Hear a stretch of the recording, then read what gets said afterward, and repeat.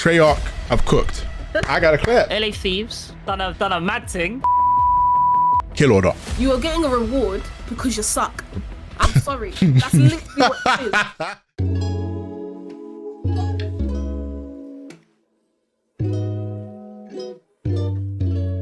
is. Right, guys, it's your boy Timo, but you already knew that. You know what time it is, man. It's been a while, but we're finally back for a brand new season 2 of the Too Good cast. I'm joined by my co-hosts, LilPiglet and StaticzWarz. How are you doing today, people? I'm good. I'm good. It's a good time to be alive. Yeah, I'm feeling great. You know, just adding on to what Timo said about season 2, you know, we've had some positive discussions about our plans for season 2, the content that will be coming in the future. You know, it does. We do feel very optimistic about Too Good cast as a brand growing. Yep. You know, ever so slowly, but you know, slow and steady wins the race, as they say, right? So, yeah, very, very, very optimistic about this coming season. Hey man, listen, I touched on it a bit, and obviously for those that caught our it's almost like our how does one say, like our golden moment for the year obviously was our event that we ran back in August. Huge thanks to Geeky Cassie and Nox Lumina, of course, but just everybody that's turned up, not just to the event itself, but to our streams when we've done live podcast episodes, to our YouTube viewers and our channel over the last year. It's been absolutely great from you guys. I know we've covered a lot of CDL as well, and of course we've done a bit of Warzone, zombies, and you know, multiplayer over there. But year 2 is gonna be, you know, I'm not gonna put something specific in the air. I just want y'all to just watch and enjoy. You know what I mean? Like, we're gonna have a great time. Where, you know, we're looking at a great title. You know what I'm saying? We're looking at great changes, left, right, and center. And with great change comes great responsibility, and that's for us to deliver the content we know we can over here. So well said.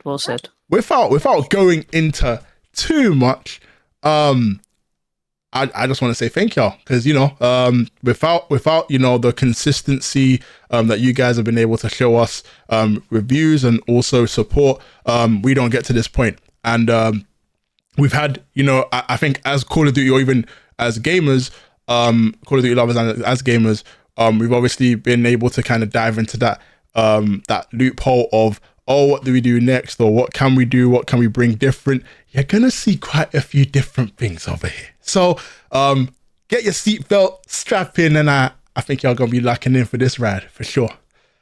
But yeah, man, guys, A movie, man. Hey, listen, man. Anything that goes on in this channel now is officially, you know, must see. I don't know if y'all know about Monday Night Raw going to Netflix, where the next one's up. This is gonna be a weekly episodic, hopefully, where you're gonna be seeing yours truly and the homies, you know, put out some fire content. So yeah, man. But guys, we gotta go straight into things as to why we're here. The people know why we're here, but we just gotta make it very apparent. You know what I'm saying? It is, you know, October. I think we just finished October. It's now November the 2nd, and we have had a full week, a whole week of, I don't even know what to call it. I'm still Black Ops 6 beauty. That's what I would call it. Black Ops 6 beauty. We've been eating, absolutely eating. You lot know we are very the word is honest. We are very honest and transparent. Okay, we've been waiting for this game, talking about this game, predicting things about this game for months. I literally looked back at our old videos like an hour ago, and it's like 4 months ago we saw the multiplayer trailer, the first look at gameplay for Black Ops 6, and 4 months later we are now 1 week into the full release of the game. It's mad how long we've been talking about this. So to have it just feels insane. I can't lie. For the first 3 days, I actually felt like it wasn't real. Like I didn't feel like it was real to have the game. Wait, rewind. You said it's been 4 months. It's been 4 months. Why does it feel like it's been like 3 weeks? That's what I'm saying. But it has been a minute. Damn. All right, time flew by, you know. Okay, anyway. Time does fly. Anyway, but yes, like as you said, look, like I'm still in that state of, I actually can't believe the game we have. Now I can go, obviously we're going to go into things a bit more deeper, but like, I recall playing the beta with you guys, and I told you after the beta, and for those that don't know, if you didn't catch this on Twitter, I said, I do not want to go back on Warzone. There is no chance of me going back on MW3, as much as I enjoyed the title, by the way. I think it still deserves its flowers. But you see, when you play Black Ops 6, whether it be the beta or what you play now, the Omni-Movement that they have on the game as a mainstay, as something that's like, you know, pivotal with the title, I'm not gonna lie to y'all, it made me not want to play any other game. Like, FPS wise, I did not want to play any other game. And, you know, true to what they've obviously been dropping down in terms of the patch notes before the game even released, they gave us full disclosure in which direction they wanted to take the game based on the feedback from the beta. And I've got to do two things right now. All right. First thing is say thank you. Second thing, I gotta clap. I gotta clap, because they could have got this oh so wrong. And I always go back to the year prior, where they seem to be learning the lesson. By there I mean Activision, but specifically here, Treyarch have cooked, right? Because last year when we were with, you know, Infinity Ward, I think the year before was Infinity Ward and last year was Sledgehammer. They gave us 2 beta weekends, and one week it was absolutely great. The second week was questionably, you know, problematic. And it, yeah, I mean, yeah, right. But kind of like everybody had their preference in terms of the weekend that they played the game, and those that played both had, you know, their own opinion based on the two. But I think where the consensus for this year's title kind of really hit home for me was that I played the first week and I absolutely loved it. I played the second week, I still loved it, but maybe just not as much as the first week. Now, I'm happy that they obviously came to that conclusion that there needed to be some form of fine-tuning to kind of find middle ground. And I know all three of us discussed it not too long ago, where we were like, these are the things that need to be done in order for it to not necessarily be so much of a broken title, but more of like a balanced title that meets the demands of the common gamer, but also not enough to kind of push a specific player type or type of gamer away from the title like they've done in previous titles. So we can go through what we've obviously spoken about in the past, but I think just in a nutshell, I'm a happy gamer right now. Like, look, I am working. I'm not full-time content creator like I have been over the last year, but you know, I wish this game came out last year, because I would have no-lifed the hell out of this. I still plan on no-life in it, by the way, but it's just good to have a title. Like I said, it's only been 7 days, right?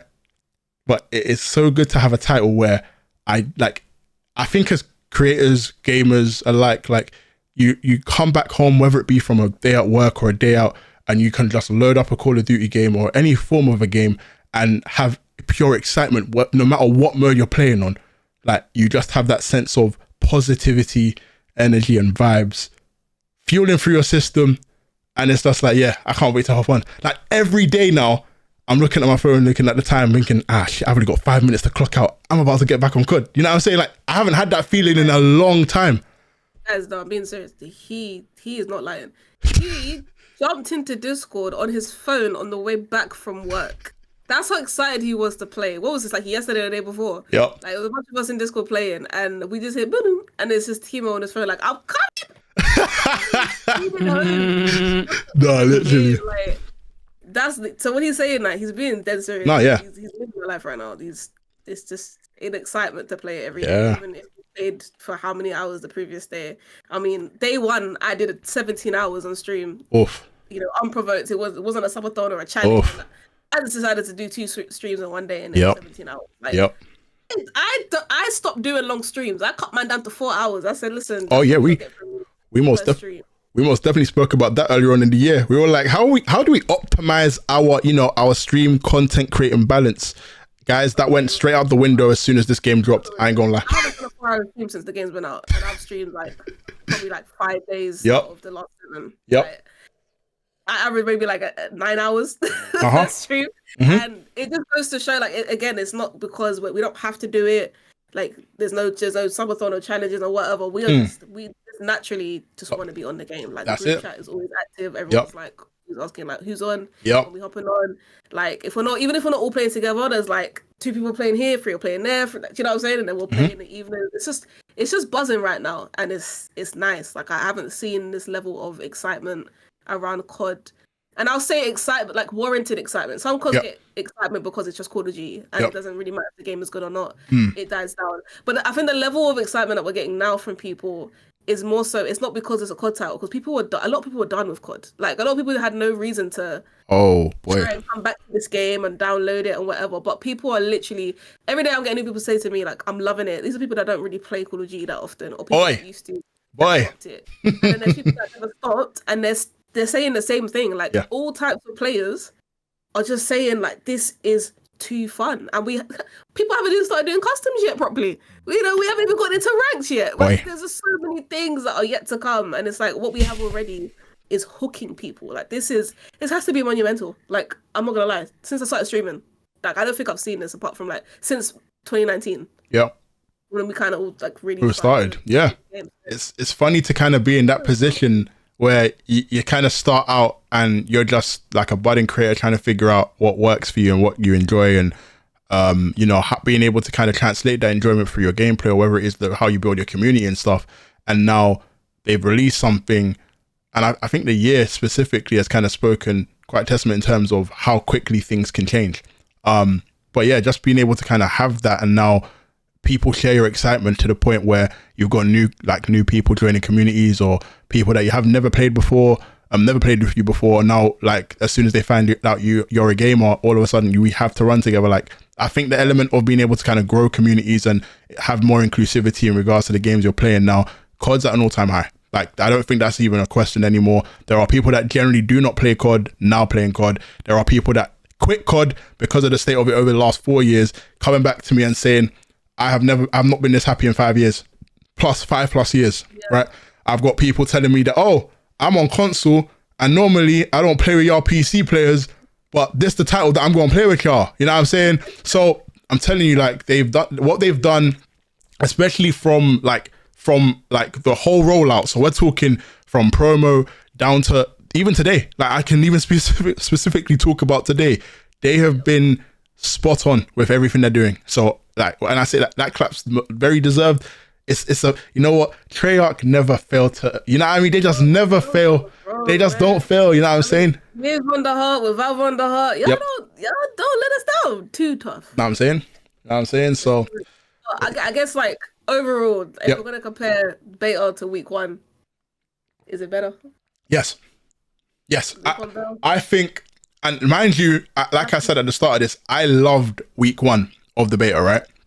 Obviously, in regards to some of the mechanics that you were able to do with Omni-Movement, and especially because a lot of people were playing Omni-Movement for the first time, it felt like ice skates. Like I literally have complete freedom in terms of what I want to do. People talk about chaining moves like it's Tekken. I'm able to chain my movement, right? The whole week, right? Fluidity of movement, and how good the slide is, and how you can use it. Like he's been a little movement guru. I can't lie. Boy, I've been trying. I'm saying I'm looking forward to the use of theater mode, Mr. Wars, because I know for a fact. Myself. No, I'm actually doing this on the podcast. I was even meant to talk to you about this off it, but you lot, everyone watching, here's some insight. So Warren, literally, I'm on theater mode, and I'm not even thinking about my content. I'm like, yo, Warren could. Yep. And mind you, we sat down and we were in COD. I don't even know what it looks like. The panel. When you spoke to me about stuff that you wanted to do with like your rank play series, that's what you guys are getting, by the way. No other gems. Rank play series. I was looking at all the difference. I was like, yeah, he can use it like this. Yeah, when he was talking about like this kind of other stuff that you want to do, you can literally do it here. Like it's like it was built for your color. Yeah, a part of me feels like it's kind of like God's timing, because the last few years I have really, I'll hold my hands up and say that I've slacked on the ranked content. Ranked content on my YouTube channel has actually been like the best, apart from the Liza P series. After that was the ranked content, and I thoroughly enjoyed making ranked content. And the reason why is because I had to learn how to play, obviously get good at it, And that's kind of like my backup to say, right, because I'm able to do this, I'm able to explain why I made this rotational, that rotational, blah, blah, blah, blah. You know, that was really fun for me. So now that I have theater mode at my disposal, and, you know, I can really, what's the word I'm looking for? Like experiment on different things. Because remember, when I was making my ranked content, it was on an iPhone. You know, I was limited. It was just straight. It was straight voiceover and Xbox clips. You know, I had to do the best before I got a setup. So now that I've actually got a setup and we've got theater mode, and obviously Black Ops 6 is it's Treyarch, like what you guys said, Treyarch don't disappoint. You know, so. Facts. I'm definitely. I think you guys have my words. You guys are hearing it first. You guys have my word that ranked content. I will be making ranked content on Black Ops 6. There's no way I miss out on the opportunity, considering I've got theater mode now, where I can actually go into more detail about certain things. So, yeah, I'm very glad about that. And in regards to the week one of the beta, well, the beta and then the release. Yeah, week one was good. Obviously there was people that were exploiting the movement mechanics and stuff, but I think that's natural, you know, when you've got the really hardcore players that play these FPS games, they're always going to find exploits to try win gunfights or aid their gaming ability in some way, shape or form. So I'm not too fussed about that. It is what it is. Obviously the Jackal busted, broken, the only gun everyone was using in the beta. But if we now compare that to week one, the first thing I did, it's funny because the first thing I did was slide cancel. And because we know that the COD community they are like absolute nitties for the slide cancel. They love it. Like slide cancel is basically the new crack in Call of Duty. Yeah. Okay. So that's the first thing I did when the official release dropped. And you can actually slide cancel a little bit. It's like Treyarch said, you know what? We're going to listen to you guys. This is what you guys like. Okay, we're going to compromise in some way, shape or form. Because they said that they don't, I don't know if it was in a pod or they just said it like in some sort of interview, but they said that they don't want people using slide cancel to fly around the map. That's not how it works. It's just, if you want to move around the map, it's sprinting and tactical sprinting. That's about it. Do you know what I'm saying? Or use a vehicle. So I like the compromise that they did with the slide cancel, because you can slide cancel, but not in a way like to break someone's camera, etc., etc. Like a 1 second delay where if you press X too early, it won't cancel it. But if it feels like a dead slide. And then exactly. And for me, in my opinion, that's like a small skill gap in itself, because if you press X too, like jump too soon, and you know, it won't register basically. Then you just enter like the full slide basically. So for people that are really good, like the timing of that is going to be really, really important. So that's just like another, like even with like what Warren told me about, like basically I always have auto attack sprint on all the time, right? I know there's a delay, but I did not know how bad the delay was with getting my gun up and shooting people. And even my movement. Yo, as soon as I made that change, we can't exactly tell you what changed. You're gonna have to find that out on Warren's. You're gonna saying y'all gonna have to find out. That's how I'm gatekeeping it, but I don't know YouTube, but I'm gatekeeping that. You know what I mean? So you're not pressuring it on his YouTube if you want. No, for sure. All I'm saying is, it's no gimmick. It's a real difference, and it made me realize like how many people be running around here with delays, doing everything, not realizing, and it's like one small change can make your gameplay so much smoother. Absolutely. When you want to make a decision about something, you're not limited by the game. Like as soon as I think, okay, let me peek this way or slide this way, I don't have to like overcommit. It's gonna take an extra 2 seconds. You know what I mean? Yep. So I like the fact that even in this game, there's like little things like that to figure out. You know, it's not like a one thing fits everybody. Some people love tac sprint and know how to use that to their advantage really well, and maybe don't need to do what we did. But it's just nice to see different play styles suiting different people. Which I don't feel like we've had for quite a while. Like we didn't really have archetypes. Nah, in the last couple of games. I completely agree. That's why week one to me is such a success, because it's like they took what they actually listened during that beta, right? And I can't stress this enough. Developers, like you guys really do need to listen to the community. Yes, they can be harsh, but if you can filter like the good from the bad and then come to like a compromise or middle ground in some way, like for example the slide cancel, because I expected Black Ops 6 to not have slide cancelling. Obviously we have Omni-Movement but not slide cancelling, so the fact that they compromised in that sense just goes to show that, you know, they are willing to give us possibly the best game in the last 5-6 years. So I mean, I think it goes without saying, like I think if you played the beta and you played both weekends and you played the launch, I don't think you can be upset. Personally, I think if you hadn't played the beta at all and you compare it to MW3, there are a few people that are still, it's going to take a while to kind of get used to omnidirectional movement. I think at the end of the day, like it's kind of just like any like new skill gap in like introduced to any game. You're gonna eventually adjust. It's just a matter of, you know, trying to keep your fundamentals correct in regards to how Warren always schools me in regards to centering and all the basics. Once you get that stuff knocked down, like movement will become a lot easier for you over time. I genuinely believe that what they've done with this game is like revolutionary. Wow. Like, yeah, literally, I feel, and the thing is, like, you look at it from perspective of as a player, like as somebody that just games and plays it on a regular basis, how we feel. I can only imagine what the competitors are feeling like right now on this sort of game. Yeah, it's true. Like, I know we'll go into CDL and like what they've been going on, what they've been doing over the last 7 days and the sort of invitationals and all the stuff going on. But like, just being able to kind of see what they've been up to, and then obviously seeing your favorite content creators just go through camo challenges, or even some just trying to find, like you said, like trying to find settings that may cater to one and rather not all, have kind of just been able to dish out. I mean, content in general, like looking over on IG and TikTok and YouTube, like I'm finding some new creators that I've never seen before provide like huge insight. I just think when the game like this thrives the way it has in the opening week, and I know that they've set like a record number in regards to first week sales for a Call of Duty in God knows how long. I mean, the proof's in the pudding. Like if you listen, and it's crazy because obviously you're gonna say, but if you listen, you know, you will succeed. So, I mean, listen, I'm overall, I think all three of us are pretty happy in regards to how things have rolled over the first 7 days. But obviously we can go right into kind of like the things that, you know, I think there's been obviously a few, I think every release can't be a perfect release, right?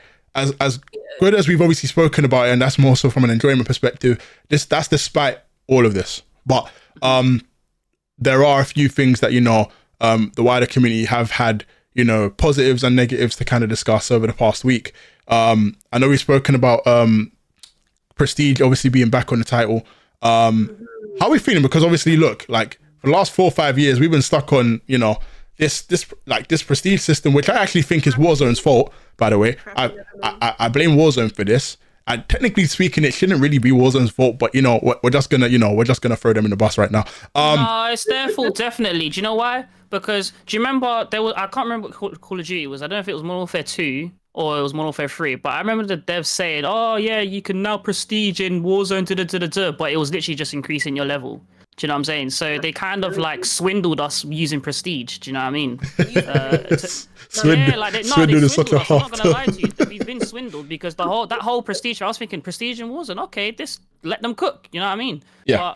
But, yeah, I would put Warzone to blame. You know, so I mean, you gotta take the stand for that. I mean, okay, I think fair point. You know, I can't argue too tough. I like to try and shift the blame on where they were at that point in time. Maybe the teams were like the development team were very different, and their ideologies were behind, you know, whatever it is that they might be, whatever they were on. Let's put that to bed. How are we feeling about the classic prestige system being back, people? Because I can't lie, should have never left. I haven't prestiged yet, right? For obvious reasons, because obviously I'm still doing a camera grind. We're getting there, right? But seeing some of the rewards, let alone even just the badges, the emblems, right? Like, I feel like I'm back in 2012 playing Black Ops 2 and just having the time of my life trying to get from one end of the prestige ladder to the other, and seeing others grind just as hard as I am, if not more.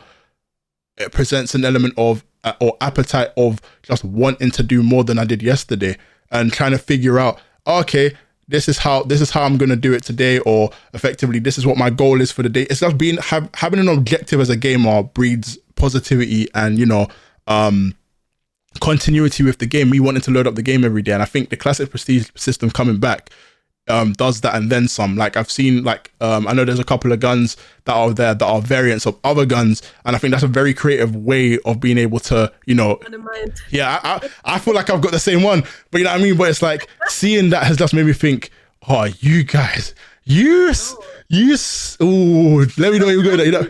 point. Go on. To make a point. Go ahead. Can I use what you said? Like, can you believe how simple the solutions are to getting your players back and excited? Something as simple as Classic Prestige has made people like Optic, Pulse Check, Nuke Squad, The Flank do 24-hour streams, 24/7 streams. Yep. Race to Prestige. And this is amongst other massive groups of people. I just can't. Yeah. Being on Twitch, being on YouTube, being on whatever platform they are, every single day, just grinding prestige levels. You know how much viewership those streams have gotten? That's at the massive scale. Then you've got the individual pros and top streamers just doing it for themselves. You've got people like us and our communities. Everyone we talk to, what prestige are you? Oh, what gun are you on? What camera are you on? You got videos going up. You got people giving advice to other people. Like something so small that we've had for years. You didn't have to innovate. You just had to bring it back. And it's made so many people so happy. When we talk about the simple fixes to this like previous causes that we're asking for, that's literally all it takes sometimes. And that's why we keep saying don't stray from the foundation that made your game great. Classic Prestige is a foundation that made your game great. And the moment you strayed away from it, you started to see it. It was a slow decline, but you did start to see a decline. And the minute you bring it back, it's like we're transported back in like 2008. You know what I mean? It's like what a time, by the way. No, I was just like, yeah, carry on. What I appreciate about bringing back the Classic Prestige as well, this is just for me. I don't know if any other gamers or COD gamers can relate, but when I'm getting burnt out doing the camera grind, because I'm not in a rush. I think a lot of people are doing the camera grind before Warzone, which is November 14th or something like that. So there's a lot of people that are trying to get these done quickly, going into hardcore and trying to get these done quickly. But when I try to match that or adhere to that kind of standard, I've noticed that I do burn out kind of quickly because obviously some challenges are a lot harder than others. So with that being said, the Classic Prestige just allows me to just play the game casually again, you know? Classic Prestige has actually brought back my brother, who is a EAFC creator, you know? He doesn't play FPS games, but that alone, well, I wouldn't say the Classic Prestige alone, but like what Piggy said, bringing back the foundations of what made your game great, brought back, you know, my brother who's in his he's actually 40 now. Do you know what I'm saying? So, yeah, I think definitely a W. A part of me does think that the reason why they've left it out for so long is because they want to try new things, and there's no harm in that, but. I think if you're going to try new things, then actually involve Call of Duty creators in this discussion. You know, invite your COD pros, you know, some FaZe or Optic members or whoever. Invite some of the biggest Call of Duty creators and actually just get their opinion on it as well. You don't have to, obviously, you can listen to them and then do your own thing, but just get a rough feel about the idea, you know? And yeah, like Classic Prestige, just absolute W. Like I said, I could play the game casually if I'm burnt out doing the camos. I'm in no rush to finish the camera grind. So yeah, I feel like a kid again. Yeah, I feel like a kid again. It's the feeling of watching your level increasing and seeing, you know, that final new emblem, and even like the way that they've made you go from one prestige to the next prestige. You can tell they cooked with that, like the flames. The flames. The way it's loading up as well. Yeah, that is euphoric. That is a euphoric feeling when you prestige. I think that's what you want. I think even when you spoke about it, like in a sense of it not having to be innovative, like they brought something back that didn't require that too much innovation, but it's the innovation they've added to the Classic Prestige, where they've not changed much in regards to what you do, but what you earn in return is what's kind of now a balance between what you had before and what we've had over the last, let's say, 4, 5 or 6 years. Okay, we can talk about loot boxes and how they're technically taboo now with regards to variants that you've had of guns. Then we talk about the battle pass that you've been rewarding with guns every so often in regards to seasons of Warzone, and MW3, MW2, Vanguard and whatnot. And now you've combined all of that and then come to a conclusion that, okay, you know what? Let's give you guys guns, but not guns the way you know guns the way we know guns from our origins. I won't talk about the specific gun in question, but if you do know what I'm talking about, good stuff. You know what I'm saying? But no, honestly, like I feel like for me, obviously, like I said at the start, like I am camo grinding, but even this weekend where they've obviously, by the way, if you guys don't know, they've extended double XP weekend for another 3 days. But anyway, because of that, I can jump on and play till God knows what time. I am working, but that doesn't matter for now. I can jump onto whatever time and run my XP and, you know, level up my guns, but enjoy the game, enjoy the fact that, you know, I have got something that I can grind. I've got prestigious to kind of look at a later point, and, you know, it's just fun again. Like, I'm not going through, like, I know people talk about like mindless behavior of just grinding guns for max levels, and then just using them on Warzone. Right now, I'm not worried about Warzone, right? Because categorically speaking, the last year multiplayer release I did, and we all got Interstellar. We're gonna do the same thing again, right? But the major impetus was we're playing on a new map on Warzone. I need to lock in. This year we're not playing on a new map until next year March, and it's technically an old March. And then we've got one at the fall of it, 2025. You know what I mean? I know we can talk about Area 99. I'm not locked in Resurgence as much as I have been, but that's not to say that, you know, it's not something that I'm looking forward to. I'm looking more forward to just grinding multiplayer, which is definitely something that I haven't felt in a very long time, you know? I think the last time I probably felt like that was probably Black Ops 3 or Black Ops 4. So we're going back a few titles, but they've brought, I'm hoping, you know what I'm saying, season 1, you know, I'm hoping they're bringing something into the game that, you know, will, you know, keep that energy up, keep that element of, you know, just surprise and intrigue that they've been able to write with this title. So yeah. Speaking of season 1, there is one thing I really want to see in season 1, and it's some new maps. You know, I could go on and on about all the positives from this game so far. Yep. But I would say one of the two only negatives I do have is the map pool. Yep. And I agree. I think there's one half of the community that are very I call it just copium, because you know, if you complain about every map, you're just not gonna enjoy the game. Facts. So at some point I understand having to just be like, you know what, these maps are all right, like not that bad. And it's like, no, in my head I think they are. They are that, but I understand if it's not going to change just yet, then you kind of just do have to just get used to them, learn what you can, and have as much fun on them as you can whilst they're here. And hope for better maps. So there's one half of the community that I see do that, and like I said, it's just, I feel like it's copium. And the other half who are very outwardly saying, you know, what are we gonna do? It's a lot of people that are looking at ranks, looking at the comp scene from a pub's perspective. I don't think it's the worst. Or anything like that. I do think it's like manageable for now. There are a lot of maps in my opinion as well and obviously we went from, what was it, 12 to 16 old maps on one game, no new maps for like how long, to basically only new maps apart from, you know, recently when we got Nuketown. So I guess there was an element of we are kind of eating because we have so much fresh material. But me personally, I am worried about the map set at the moment, just because so a lot of these maps don't feel like COD to me. It feels like Warzone condensed and cut up, and then rather than a Warzone map being multiplayer maps put together, it feels like it is a Warzone map cut into pieces and then separated with different titles and put in multiplayer. I think that's the issue I have with the current map set. I'm not inclined to disagree with that notion. I do think that it's kind of weird because we were in a position last year where we knew from like promo up till MW3 launched that we were getting 16 of the previous MW2 remastered maps. And the worry we had at that time was, where are the new maps, right? Now, roles have reversed because we now have new maps plus one just introduced on Friday, Nuketown, which are completely new.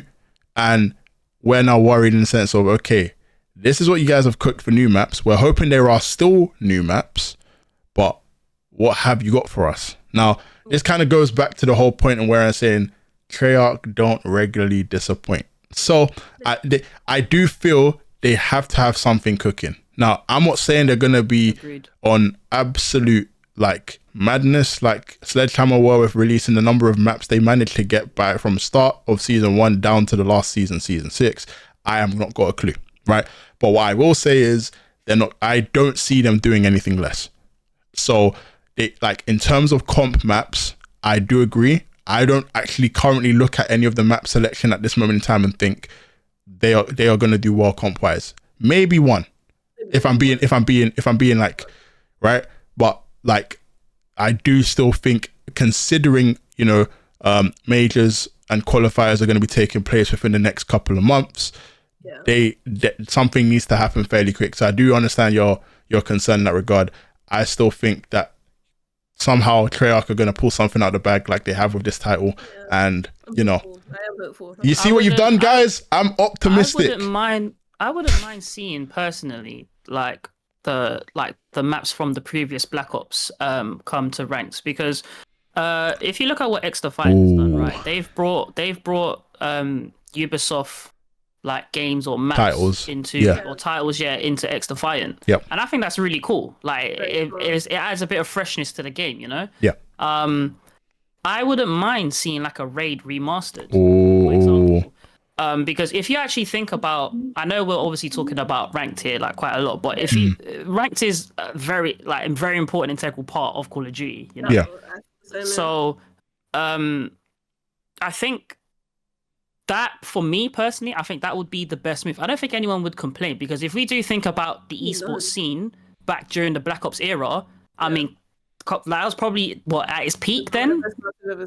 Yeah, that's what I'm saying. So I think Treyarch are not naive in the sense that they think they could just, okay, they're gonna release these base maps, which is for pubs, and then they're gonna release ranked in a few weeks' time, and then those are gonna be the map pools. Yeah. I think what they'll do is see how the community runs with the maps on ranked, see how it plays, maybe create new maps. But I think the best move personally is what XDefiant has done, and I think there's no harm in that, because at the end of the day, right, it's like what I've said to you lot before. If the market listens, everyone else follows, right?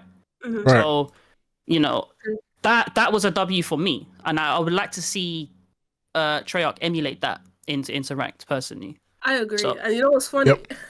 A lot of the pros have said this for years now. They would not mind there being like a pubs package of maps, and they pick the best ones from there and make it comp, and then have another package which is literally all the best old maps that the pros can vote on and say, we are happy with these maps reoccurring in as many CODs as it works in. You know what I mean? I think we're at a point now where you've done the whole bringing back 16 old maps and just having that for a while. Now you've done having like a good 12 new maps and having it just there for a while. And there have been positives and negatives from both sides.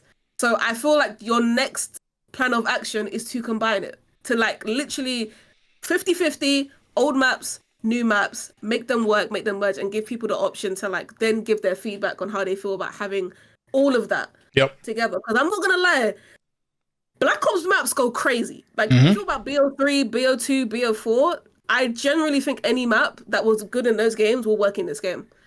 Especially because they were quite fast paced as well. So like, I don't know about like Infinite Warfare and Advanced Warfare. We had jetpacks. Those maps wouldn't work, right? But you had fast paced Treyarch games, and this, in my opinion, might not be as well. Actually, no, I feel like I think it's fairly quick. Like BO4 now, in my opinion, and.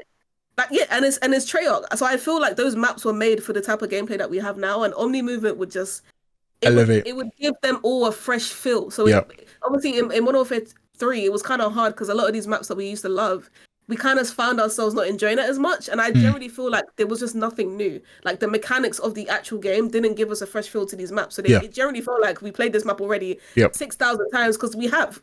But when you bring like old Black Ops games to this game, Black Ops maps to this game, the movement in itself is gonna give it a fresh feel enough for you to be like, cool, I'm playing an old map, but I'm playing it a whole completely different way, and I'm a different player now. So I generally feel like that would make this perfect. Like I literally would have no complaints. I feel just off the top of you lot's heads, then, if you could just name one map that you'd like to see come into ranks, obviously I'll start and I'll say. I'm not gonna go with Raid because obviously we know that's one of the most popular. But I think that's the general choice. Yeah, no, go again. One of my favorites, where I used to get a ton of blackbirds on dogs a lot, is Summit, because obviously that's a traditional 3-lane map, right? A 3-lane map. Yep. So and also like I like the environment as well, snowy map, you know, because like we don't get to see different. We don't see the pros play in different environments, you know, whether it's raining on the map, whether it's snowing. Well, it's not exactly snowing, but there's snow on the map, you know, that kind of stuff. And it goes back to what you were saying, like those Black Ops maps, they were quite fast paced, you know, because that's what traditional 3-lane maps offer you. So for me, it would be Summit. I don't think like hijack that. gets. I don't think hijack mix in there because it's obviously a boat map, and that's a very small map. SND hijack was great. So I would be down to see a hijack and it'd be like a SN that like literally made for SND. Straight SND only, yeah, because it's such a small map. Yeah. Mine would be what did I just say? Summit. Yeah. Well, what's your thoughts? Mine's techie because I don't know. Like obviously, I wasn't watching competitive at the time. But I would kill to play on standoff again. That was one of the staple maps. Yeah, that would work in like both. And also kind of just to add to both of your points, like I feel like, and maybe they hadn't. I don't know what sort of dev team or like the team that were assigned with maps this year, but they should genuinely look at the map designs that they had. If they can, even if these files are redacted, unredact them. Right? Find a way. Yeah, to just design. I'm dead. Find a way to orchestrate or at least articulate your newer map designs with what you know has worked in the past. I can't stress that enough because even though we were given like 16 of the original maps from MW2 last year, I won't say that, you know, it has to be pristine. It doesn't have to be anything better than what it was back then because those things worked. So like let's say for instance, I know that when we were given high rise, like people were still trying to find a way to jump on top of that crane and make it a nostalgic moment for them. And on day one, you saw clips fly all over the place, like it was we're back in 2009 all over again. Like if you can give us anything close to that, in terms of playability, I think you guys will cook. In terms of you know all the maps, like I can go off on a tangent here in regards to what I liked on BO3, BO2, BO4, like Combine in terms of it being like a fast-paced map. I miss playing on that map as well.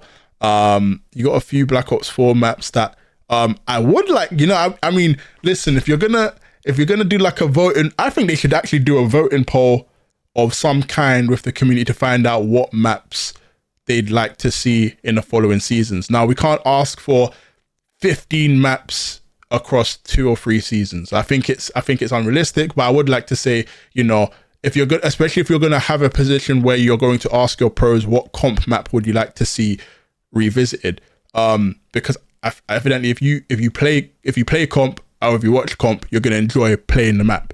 So I'd like to see them do some sort of community feedback in that regard to kind of figure out what, you know, that'd be my piece of advice for sure. My map definitely a BO4 map because I feel like everyone will have like BO2 and BO3 maps like just off the dome, but a lot of people kind of forget like even just the names of BO4 maps. But it's hard to pick. But it would have to be Hacienda or Seaside. So Seaside was like, you know, one team squad kind of up the hill near the houses, and you kind of have like the building you go on the right, and it's kind of closed off, and then it's quite open on the left side. It Hacienda. And every lane is so different. Like one is like you're centered inside. The other one is like in the middle. It's got like the hill. Yeah. On the left, it's got like the heady on the left, but then you can also fight inside that little shack. Yeah. And then it has the graveyard at the back. I don't know. Those two maps. It's got levels to it. Yeah, so no. Either that or Hacienda. Hacienda for me was AR battle.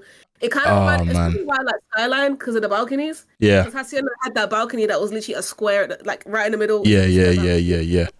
And then like the courtyard and whatnot. So I think one of those two maps or both, I think people would love it. I think you've cooked with those two choices, by the way, because obviously for me when I played Black Ops 4, like my first experiences playing with like somewhat of like a pro controller, was playing on maps like Hacienda and Seaside. I think Seaside specifically, I did tend to watch quite a little bit of comp when it came to playing on that map, and some of the best moments in COD history happened on that map. So for me, it's just like being able to kind of reflect on that sort of stuff and then where you were at the time kind of promotes quite well. And there are obviously people that did not play Black Ops 4 that are playing Black Ops 6 right now, right?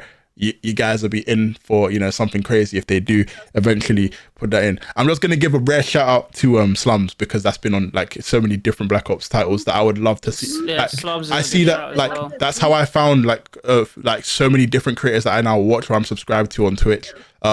They were all grinding multiplayer and they were going ham at it when it came to Prestige. So seeing if that could return, oh my god, I'm just thinking of K3, Swag, like name it, you know, you got, it's just too much content to kind of look at. But yeah, it would be great to kind of see those maps return. Fingers crossed, man, fingers crossed for sure. For sure. I think, you know, we're getting to that point where, you know, we're talking about maps, you know what I mean? We've spoken about the things we'd like to see. Guys, what about the guns? Because, you know, for me, right, obviously, I can't really talk too much about all guns because I can only talk about the classes that I've got diamond as of right now. But have y'all got like a gun, or what is your take on the guns at present so far with what you've used? Go on, Piggy, take it away. I'd say balancing wise, I'm very, very happy because, I mean, like we said, the Jackal was outrageous. Outrageous. And I was worried that having full access to all of the guns would just result in another 1 or 2 weapons being OP, like crazy OP. Whereas what I think we have now is just guns that have different levels of strengths. I think there are some weaker weapons that might need to be buffed a little bit, but it's not super strong weapons that need to be nerfed, in my opinion. It's just like bringing up some of the lower and middle of the pack weapons. I think it's really balanced. Everyone I speak to has a different favorite gun, which is, in my opinion, very. That's perfect. That's a perfect word. As a, you know, I'm getting older. Yep. So I do still love an SMG, but I appreciate a good AR. Yep. So I can kind of just sit back and you know just take off some heads. So the M4, I'm happy the XM4 is so good. Oof. I know everyone's sick of the XM4/M4 being a good AR, but I think there's just certain things that just don't need to be changed. And, you know, I also think there are other ARs that are also very good. The Model L, for example, in my opinion, is probably just as good. As the XM4. I think they both have the same TTK, or bullets to kill. They've also both been GA'd. Sorry, we'll get into that. And then you got people that really like the Ames, which in my opinion is a little bit weaker, but it suits people with a different playstyle. So I literally feel like these ARs. Remember what I was saying all the time about ARs just fitting in the same bracket. Every AR does the same thing. Every SMG does the same thing, and they all cross over. I feel like we're getting a little bit more separation between what these guns are good at. Like the AK. I've never heard so many people say that they don't like the AK, and I love it. You know, do you know why I love it? Because not everyone is meant to be able to use the AK. Not everybody is meant to be good with the AK. It's meant to be a hard weapon to use. So sometimes people are frustrated because you haven't learned how to use it yet. Exactly. Like me, I feel like I'm being shouted at. I'm so no, but okay, no, you're good. I'm say that I'm good with it, but but I'm like I used it and I recognized that I wasn't that good with it yet. And instead of looking at it like, oh man, this gun sucks, I'm like, wait, when I start practicing with this weapon and I start hitting my free bullet in people, it's gonna feel so good. And I feel like that's what the AK is to make people feel like you would start with one AR and you would kind of get used to the game, and then you go into the AK, and that's when you really start to peak. I feel like you've given me a challenge now, because I seem to remember at a time, right, all I would use was the Kilo, right? Yeah. And then obviously with the Kilo on MW19, that was like everybody's bread and butter. That was their baby, right? But for me, as soon as the AMAX dropped, I dropped the gun. I knowingly had more or less perfected in terms of time and skill used on the gun to a gun that is a lot more rewarding, but also a difficult transition to go through. And then all of a sudden you start hitting your shots and it's like, oh, hold on a second. You know what I mean? Like, you've given yourself enough time to kind of, you know, grind the gun, understand the recoil pattern, understand this use case, or understand how you're effectively going to be able to, you know, win majority of your gunfights. But I think at the same time, there's that element of, I'm a grinder, this is ass, I can't do this, I can't do that. Listen, with the AK, right? With the AK, it's simply just a camo grinding, like it's a headache. Right? It's a camo grinding headache at best. I don't think it's a terrible gun. I just think I was terrible with the way I tried to use it during my camera grind. And that's it. That's all I gotta say. Fair enough. Yeah. M4 I love. Yep. I'm loving the KSV, which is the AK-470. Yep. 740, sorry. The C9 is growing on me. I don't Yep. want to talk. I know I can. Hold on. This sound is perfect for this. I gotta hear that one more time. Alright, so the C9 is starting to grow on me, and it's only because of Nuketown. I can't lie. As soon as I brought the C9 to Nuketown, I was just like, okay, fair enough, innit? But I still think it's an overrated weapon. Hallelujah. Sorry, I had to get one out. But yeah, it's going on me. So the C9. Okay. What about you guys? Y'all are going to be really surprised with my traits, by the way, but carry on. Okay. For me, at the moment, I think it's subject to change. I don't think I have an outright favorite because I haven't actually used every gun. I've used different guns on zombies, but I don't think that's an accurate way of finding out if a gun's good or not, because obviously you got strong aim assist and you're shooting zombies. But at the current moment, for me, it's the Ames. No mames. Do you know what? It's just so like, it's versatile. If I want to make a movement build, and I'm not talking no cracked movement build, I'm talking about just a bit more movement, then I can build that. Because I remember I was saying to you guys about how like I don't like the fact that when you put certain attachments on that gun, that is the outright meta. I would prefer if there is no outright meta, regardless of what attachments you put. The attachments you put are to your playstyle or to a playstyle, right? So if I want to make the Ames move a bit quicker, I can do that. If I want it to be like a sentry gun, like a turret kind of thing, I can do that. Add the flinch resistance and blah blah blah, long barrel, etc. So for me at the moment, for the ARs is the Ames, and the sub, like I said, subject to change, but the sub is it's the Tanto. Surprisingly, for some reason, I've always taken a liking towards guns that have a slow fire rate but hit kind of hard in a way. So yeah, I can't explain that. It's just. I feel like I know where he's going with this.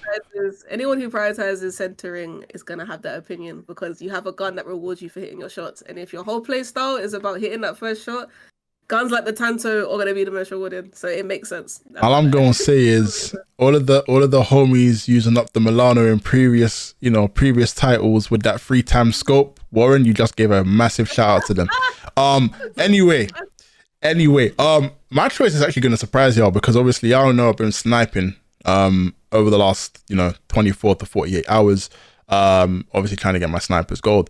By no means am I going to say that I am a supreme or a top class sniper, but one thing I will tell you is that a lot of people don't enjoy sniping on Discord at the moment. I am not one of those people. I absolutely love sniping on Discord at the moment. The LR762 happens to be my favorite sniper so thus far. Obviously in terms of grinding, I absolutely do not like the frost line. They got to do something to it, because that is a hit marker galore. But no, LR762, especially because before I actually used it, and obviously I used it during the beta, obviously shout outs to the boy Phase Scope, because that guy's an absolute crazy content creator when it comes to the sniping. Picked up on a few things that I could learn as somebody trying to start out sniping, and every day I feel like I'm getting better. And if there was a time to get better at sniping on a Call of Duty, I think this would be the one. So for that, yeah, definitely the 762. I've only ran with ARs, shotguns, and let's say pistols. So I can't really talk about my favorite SMG, and I don't want to go based off the beta because we only had 2. But if I had to go on ARs, I would probably say that XM4 is godly. That Model L is also godly. They're beautiful. I think the AS Val is gonna surprise quite a lot of people, right? So obviously in previous, at some point you guys would have seen a tier list over on TikTok. If you haven't, you might want to have a look. The AS Val is most definitely an SMG in an AR category, right? Yeah. But seeing how I was able to move on maps like Babylon, I'm trying to think of the other map now. Skyline. Some of the maps that aren't as big but can play quite well with that kind of gun, you are frying. Like, quite literally, as soon as I've played with that and I haven't prestiged, I don't even want to prestige until I've got that camo done, because I ain't gonna lie, that gun is gonna hold you for a while. Absolutely beautiful. Iron sights down to every barrel that you can use on that gun. Chef's kiss. So yeah, I would say AS Val and the LR762 have been my favorite guns thus far. Do you know what that actually reminds me of? A Warzone loadout. Huh? Oh, what with the no, she's gonna talk about the Like what you just said right there is Yeah. you could, whenever this new Warzone drops, I will not be surprised if that's a loadout people make. Hey, by the way, y'all know where to go for them loadouts, right? No, I'm playing. Anyway, yes, no, I can't wait. Obviously we'll talk about Warzone a little later. But yeah, so moving on from our favorite guns, we're looking at a new game mode, right? Now, Warren probably is going to kill me with what I'm about to say, but I need him to understand where I'm coming from, right? Now, I'm gonna say this as PG as possible, right? All right. Okay.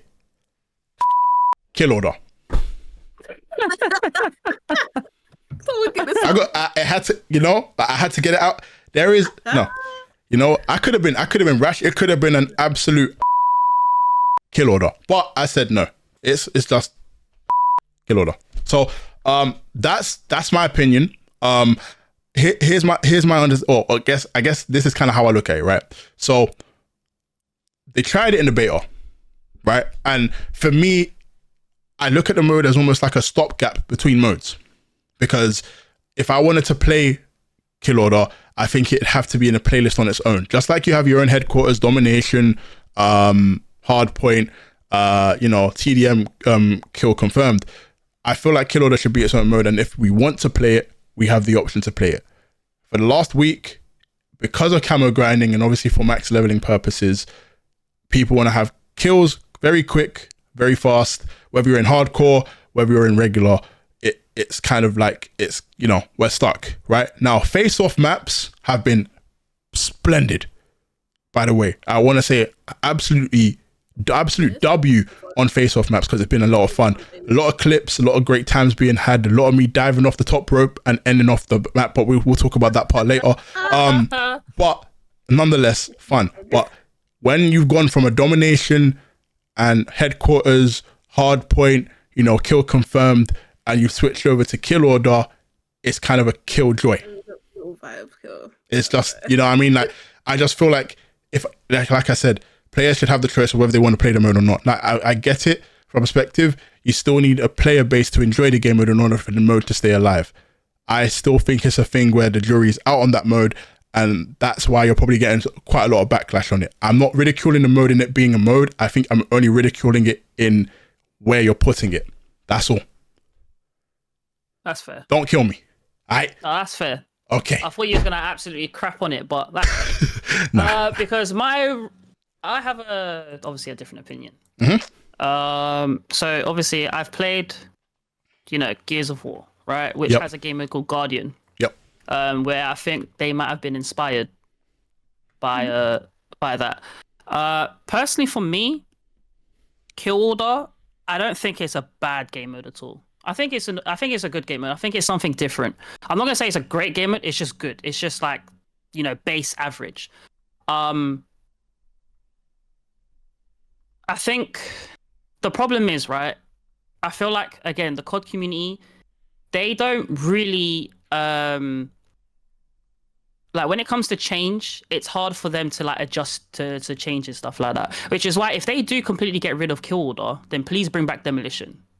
But even if you was to keep Kill Order here, it's just another breath of fresh air. The concept I like. There's one person who's the HVT. He can see everyone on the map and he has plates. Now, obviously, Piggy, I understand that she hates the concept of the HVT having plates. You might even like the game mode better if everything's the same, but just don't let the HVT have plates.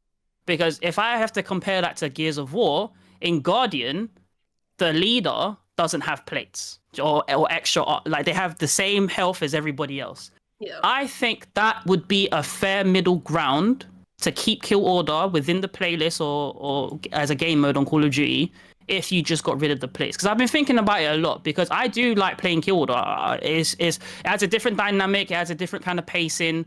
And, when you're the HVT, especially if you're a good player, when you're the HVT, you just feel you have an unlimited UAV. So you can call out, you can go get your headshots, whatever. Obviously, they can see you as well. It's just, who wins the gunfight at the end of the day. Overall, like I said, I think it's just a bang average, decent game mode, but not bad enough for it to be removed from Call of Duty. I just think that something just needs to be tweaked. I don't know if you need to reduce the score or increase it, but I think the most logical compromise I can think of, since obviously Piggy has been ranting on about how bad, well, I wouldn't say how bad, but you know, she just doesn't like the game mode. I think the compromise would be to remove the plates, because I remember Piggy, she made a great point about, she's in, you know, you're playing hardcore, and you know, you're like hardcore, you're meant to be like, you know, somewhat minuscule health, and the HVT has plates, and you know, the HVT can just go on and just run, just go crazy and just destroy everyone in hardcore. You know, it's a bit unfair. It's an unfair advantage in some way, shape, or form. So that, again, to reiterate, I think a good middle ground would be to remove the plates, and keep everything the same. Piggy, what do you think about that? Oh, I mean, I feel like you guys both have already expressed how I probably feel about this game mode. I will preface this by saying I'm a bit biased because I don't prefer the TDM kill confirmed way of playing Call of Duty, right? There's a reason why I like Rec Player, because you have none of those game modes. So I understand HVT to a certain extent, in a sense of it's another one of those archetypes. They could literally have a playlist of Team Deathmatch, Kill Confirmed, and HVT, and people would probably really enjoy it. Half the reason why I don't like that game mode is because it suffers with the same spawn issues as Kill Confirmed as TDM. So if the spawns were better, I wouldn't actually mind the game mode as much. The same way I wouldn't mind TDM as much, and I wouldn't mind Kill Confirmed as much if the spawns made sense. But in those game modes, everything is super random, and there's no way to really track where people are spawning, no matter what you do. You got to just spawn in people sometimes, you know what I mean? And I know that's COD and that's live to a certain extent, but it just happens so much more that I just get burnt out on that game mode. And then you have to add that with the fact that the HVT does have plates, and it's just so much randomness. I don't like how they display when you're the HVT. It's very subtle, and sometimes you're already in a gunfight, you're already about to make a play, and all of a sudden you're just shining blue, and it's just like, bruh, like and it's not just that you're just shining blue. Everyone can see you on the map, so it's like, unless it's a very, very easy indicator, it can kind of just mess up your flow. So it's like what Warren said, literally, if there was no plates and the spawns were a little bit better, I think we would have a really, really great game mode. And I literally think that's why so many people skip it, because it is another one of those TDM game modes. Understandable. There's just a lot of randomness to it, and there's just no structure, in my opinion. So I don't know. I feel like they could maybe make it funner if it was like, okay, the HVT is the best performing players in each team at the time, and it continues to flip-flop. I feel like that might be a funner game mode than just like it's a random person that just gets free plates and it's just random. I don't know how exactly they would do it. Maybe it's like the highest performing person, and then they just switch it to the second like best performing person on that team. But at least that would have a bit of logic to it. Do you know what I mean? Because it wouldn't make sense to give the worst playing performer on. Well, actually, no. Technically, no. Because you know why? Because it could aid them. It actually could aid them. If you're the worst performer in your HVC, that aids you in able to see everyone to try and get you up. I think kind of to add to that, and I feel like where I see that mode thriving is for players that are not, and mind you, I am not taking a shot at anybody here, but it could just be generally players that aren't as IQ'd up or clued up in regards to rotations, positions, and whatnot. When you are the HVT, it opens an area for knowledge to be learned, so that you're able to kind of give the sort of correct callouts where you know you can help position your teammates better if you are in a team call or in a Discord call where you know you're able to communicate with teammates better. I think that will then allow you to grow in confidence to now try other modes. And progressively see your Call of Duty, journey progress. So, I like I said, I have obviously said what I've had to say, but I feel like that's an area where I feel if they are going to look at the mode, and that's probably how they're looking at it, that is a very, very good way of doing so. And yes, rewarding the worst player at the mode. Don't take it the wrong way. I think that should be a setting. That should generally be something that's mandatory, because then they have some your worst player, it's like, now they got plates and you need to help them. I just feel like there's a bit more like soul it could give the gamer. Do you know what I mean? It's 100p. Don't worry, we know you're underperforming. We'll get you some players, and your team's gonna look after you. Do you know what I mean? Rather than being like, "Yo, dog, you're bad at the game." Do you know what I'm saying? And that whole like nature of the community, it's just a bit different, and I feel like it could create some really fun moments for people. So just the last thing I want to say about Kill Order, before we move on, just to compare it to the game mode Guardian and Gears of War, and obviously going back to the spawns, because if I have to give an example, when you're the HVT, right, and then you kill X amount of players and your team pushes up, so everyone's pushed up the map, why is the opposition spawning behind me or like near me kind of thing? So in Gears of War, I think what they did good was players respawn on the Guardian, not literally on the Guardian, but within the vicinity. So if you kill someone, that person's gonna spawn near the HVT, rather than it being right. There's a spawn A and a spawn B, and then you've got other sporadic spawns nearby, but you've got a main spawn A, spawn B, and that kind of put me off the game mode just a tinsy wincy bit, because okay, you're on a streak. I know I can see everyone, but I can't fight 6 people when my team's pushed up. Do you know what I'm saying? So I think having people spawn near the HVT adds an element of a challenge there, a bit of a, I wouldn't even say a skill gap necessarily, but it adds a somewhat of a better dynamic than just okay, spawn him, spawn A, and then spawn him like. Yeah, that's what put me off a bit. But other than that, like it's just, like I said, a bang average game mode, and like what Piggy said, it's probably the least popular because people don't really are fond of the TDMs, the kill confirms and stuff. Everyone likes team-based objectives. So I think if I had to, offer a change or some sort of advice to Treyarch, I would say make people spawn near the HVT rather than set spawns like A and B or whatever, and give whoever's the least performing player on that team, give them the HVT, and then if they die, give it to the next person or one above, or if it's one below. But if there's someone that's top fragging, they don't need to touch that unless someone else overtakes them. You know what I'm saying? So if the bottom person now gone to the top, that could be you now on the bottom as HVT. Exactly. Yeah. Look, I think these are absolute great suggestions, by the way. And the more I hear it, the more I'm like, you know what, this could I can play that. But I think generally speaking, like it's just so much in a sense, and I feel like the obvious issue that they're facing at the moment is you've got a lot of seasoned players that just don't want to play the mode per se. And then you've got new players that don't mind the mode because they've never played it before. So I think where the backlash is coming from is that seasoned players aren't as welcoming to a game mode that's being forced, whereas newcomers don't see it as forced because it's new to them. But yeah, in a nutshell, I think with the suggestions that we've made, I could see, Kill Order being, a success. Hopefully it's something that, they do have a look at within the near future to kind of figure out how to kind of best optimize the mode for not I would say play style wise, but more so player base wise, and just take on a few incentives. But yeah, that wraps up Kill Order. Now I feel like this next topic's gonna divide opinion.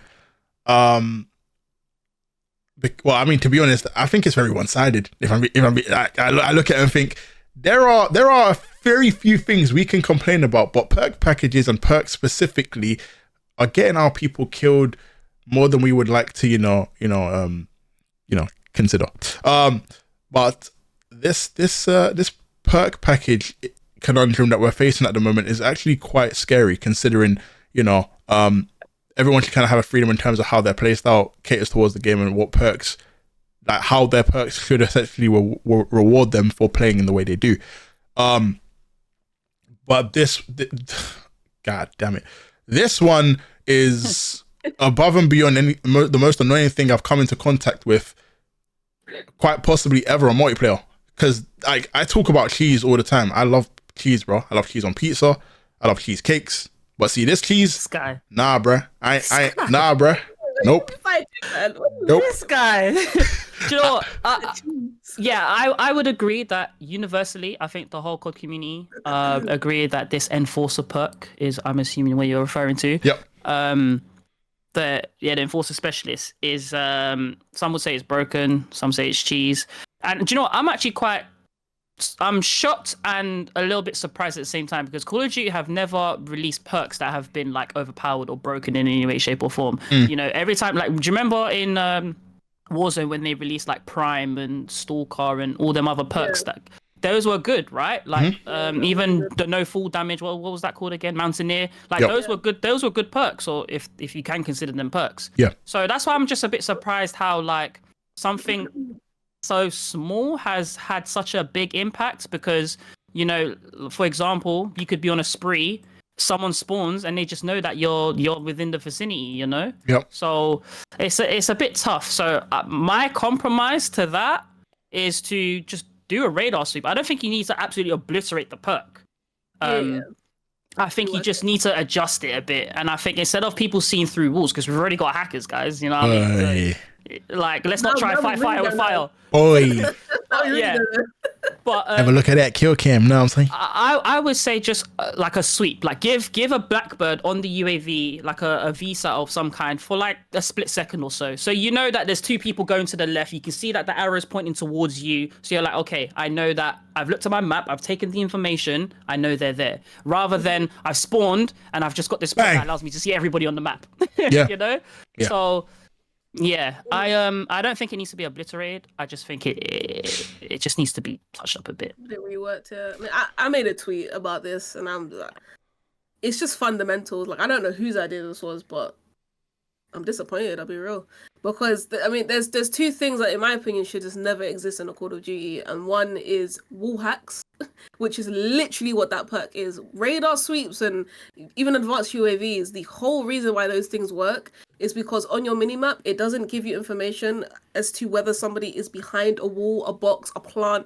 It doesn't tell you if they're crouched, if they're standing, if they're prone. It doesn't tell you if they're, you know what I'm saying? Yeah. It doesn't tell you necessarily exactly how close people are because the triangle is huge. You know, like, you know what I'm saying? So there's still, it's information that you then have to partner with your IQ and your game sense.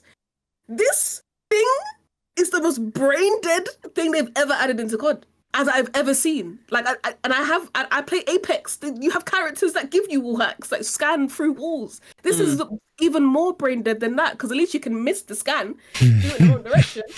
Like, so that's one COD, right? Like, wall hacks. The second thing is rewarding players for dying. You are getting a reward because you suck.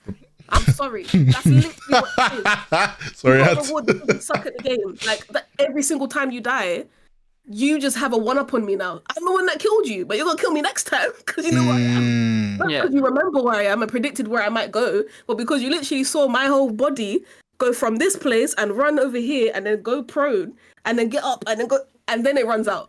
So are you completely against the concept of death streaks? Because in Modern Warfare 2 2009, they introduced death streaks. Timo might remember, where if you die X amount of times, you might have a last stand, or if you die X amount of times, you have martyrdom.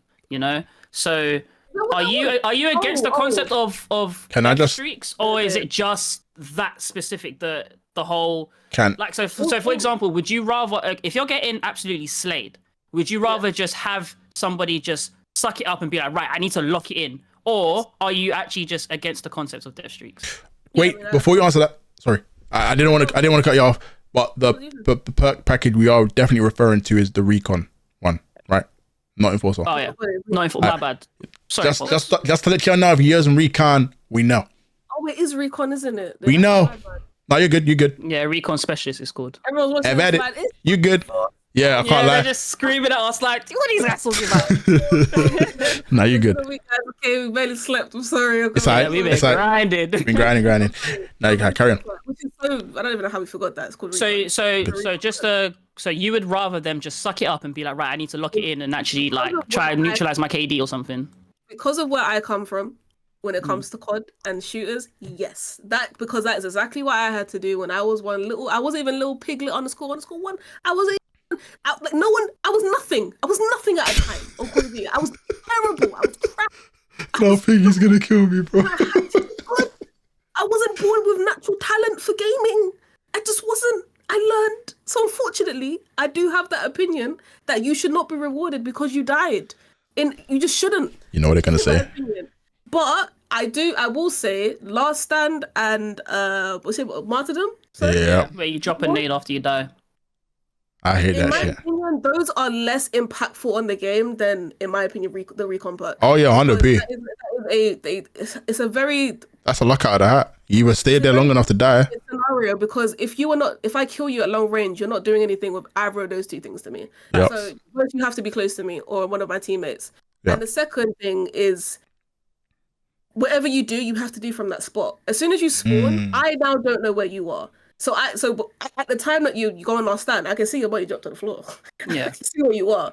But when you come off spawn, I now have to be like, okay, where is this person spawning from? Where can they pick me from? Where are their teammates? I've got 101 things to worry about. Whereas your only job is to just remember the 6 outlines of bodies, where they went and where they are, and do whatever you want with it. Whilst literally, it's like you have Ghost and Ninja, and against me who has nothing. Do you know what I'm saying? It's like you literally become the best person on the map every time you die. You become the most important player in that map for your team, and I think it affects the game too much. Yeah, and we see it where we kill somebody, we run somewhere else, we're behind the wall, and do you know how many times I've been wall banged? And it's not predictive wall banging. It's not like you saw me run past the doorway, you feel, okay, they're going to be here. Like, I've seen people run past me and then see my outline and be like, wait, and wall bang me through a wall. Because I've repositioned and I've got a good position in your spawn now to spawn trap you. Spawn trapping is a lot harder now in this game because of that perk. Spawn trapping is not easy to begin with anyway. You earn that. So I feel like they're taking rewards away from good players just because you're good. If tackle you, rather than just a little bit of help to people that are struggling, if that makes sense. Yep. I think generally speaking, it kind of ruins I obviously you guys know me for talking about progression and ladders and being able to go from A to B. It ruins I think almost like the fundamental makeup of what makes a Call of Duty player like a good player, because like effectively you're having all of these tools assigned to you for you to basically play the game without requiring a lot of knowledge. The only knowledge you're taking is, I've just died, I know exactly where the person I've just died to is.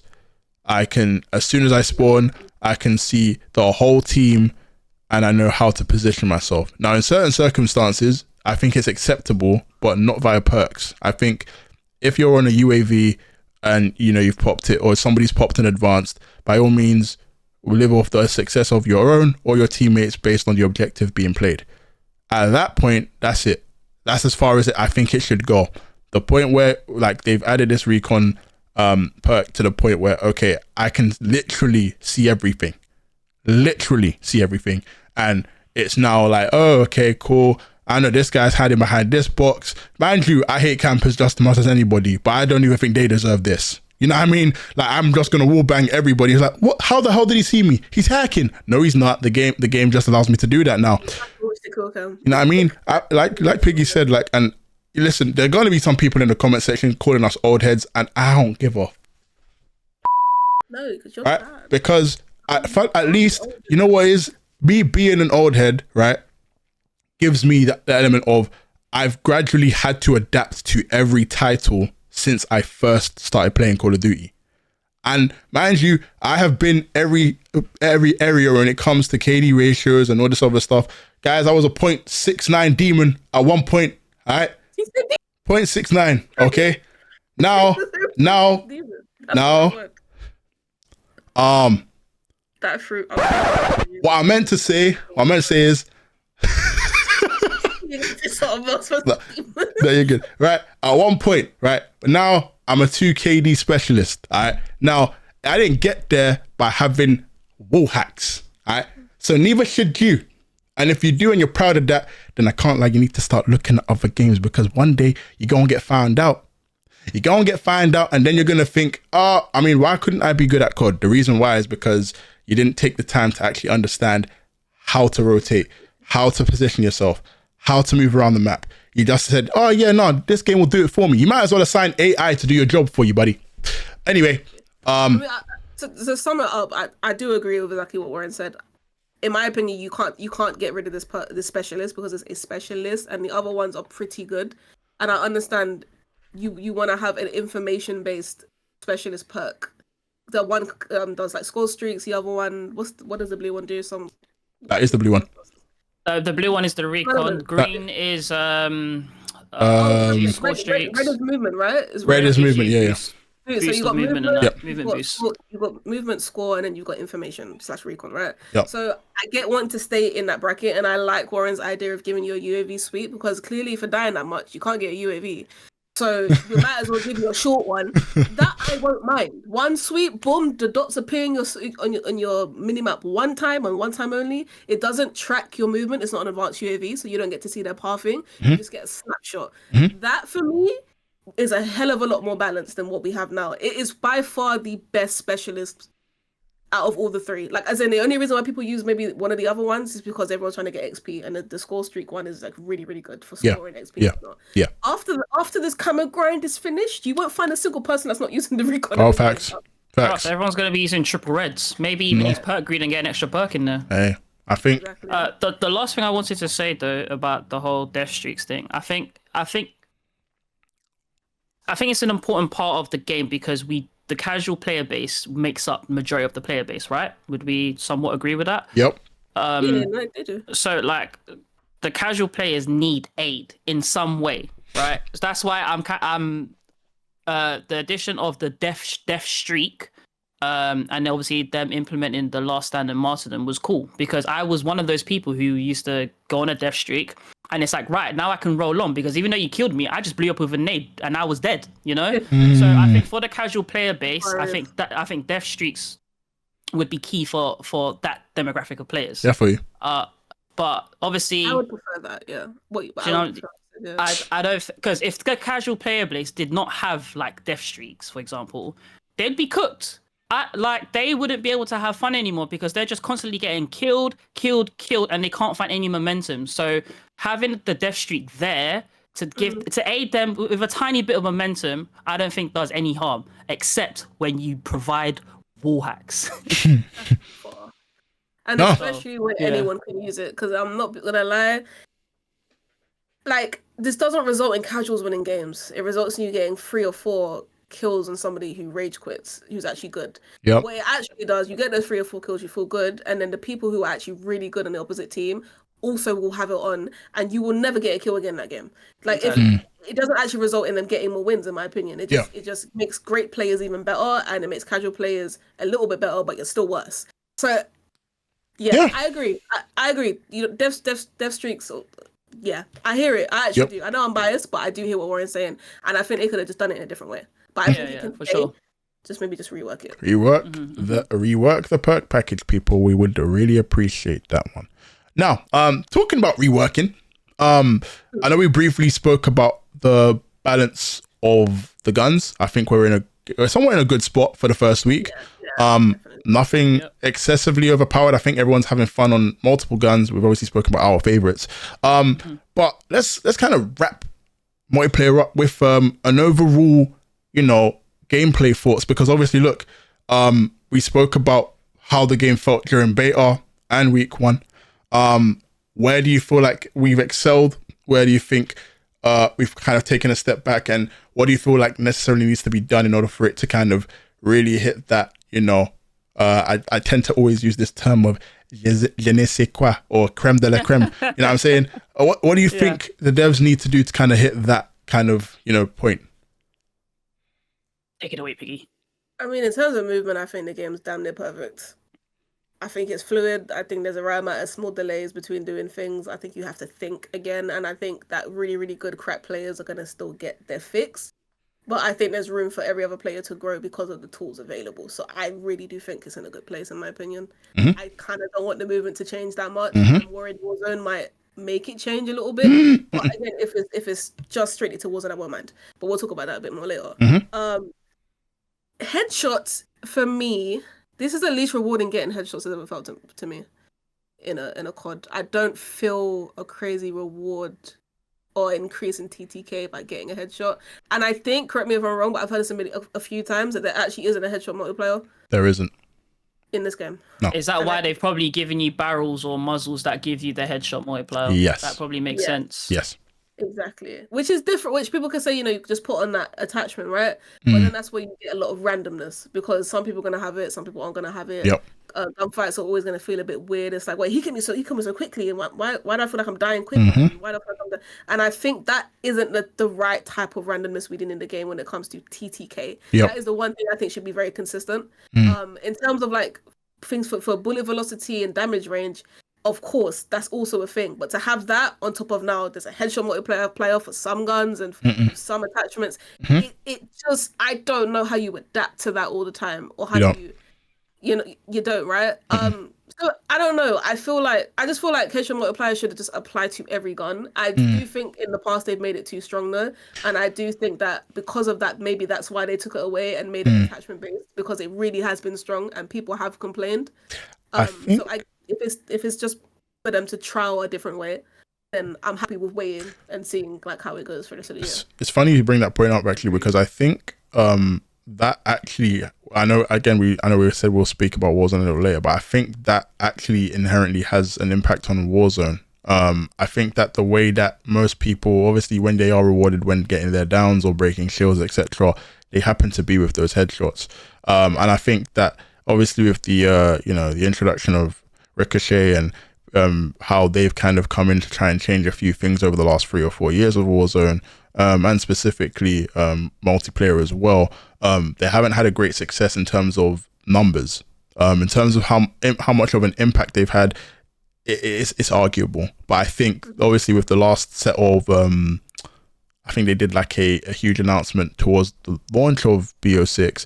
They said they're reworking the engine to kind of figure out the best ways in order to eliminate those type of things. I think with that in mind, they still want to have an element of protecting the players that are genuine, and that somehow may correlate towards the introduction of these challenges for headshots. The less frequency for them, or if you are generally somebody that is cracked at the game, you're still going to be rewarded for hitting your shots. It's just a matter of how how good you are at hitting your shots at the end of the day. That being said, I find that the fact that you have to go through 100, so technically speaking, you have to go through 3,300. Wow. In total, that's insane. Right? I counted it. Well, I mean, okay, technically it's not 3,300, but you've got to go through 100 for every gun class. I'm not going to involve the knives and the baseball bats and the launch, but technically speaking, you're going through 100 for at least 27 to 28 weapons for the dark matter camo, right? Yeah, now, call me crazy, right? But that's repetition, that's training, but that's military training. I am a lieutenant, but not, you know what I mean?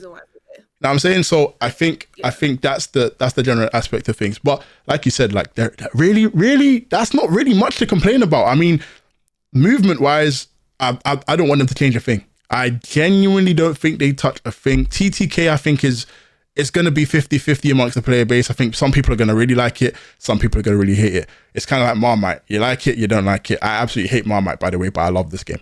And then obviously, when it comes to options when taking a gunfight, I mean, look, my player style depends on what guns I use. So I'm happy in a sense where I can adapt my player style based on the guns that I'm using and feel no like huge drop off from a sense where I feel like I'm being killed unfairly or I'm missing shots. I will say that the hit markers on snipers are absolute crazy.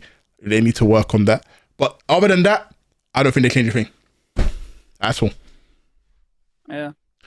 But I'll be honest, guys. I think you summarized everything. I'm in agreement with Timo. I don't think they need to touch a thing with the movement. I think for now, just leave it how it is.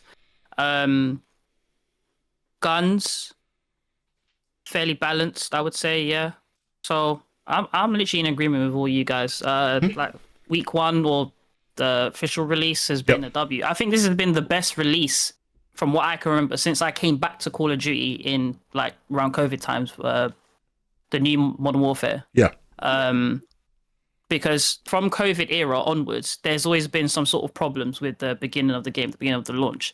And, you know, it is really, really refreshing to have a game that is... I don't expect a game to be perfect at launch, but I'm having fun. There is an addictive feel to it. If Yeah, you sure. if you can make me feel like that, then it's a W launch. So yeah, I think you guys summarized everything perfectly. Hmm. And yeah, I've been thoroughly enjoying myself. In fact, I've been thoroughly enjoying myself to the point where it's the only game I'm playing at the moment.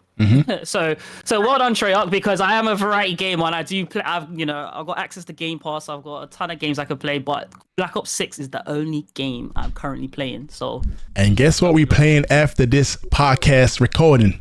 oh yeah, we're going straight into that MP. All right then. That's why I got all of that in the background. I ain't sleeping today. All right, close up on the Red Bull. Thank you guys over there. You know, you've been supplying us, but my box is right there. I would pick it up, but I think Piggy's got the representation that we need right now. You know what I'm saying?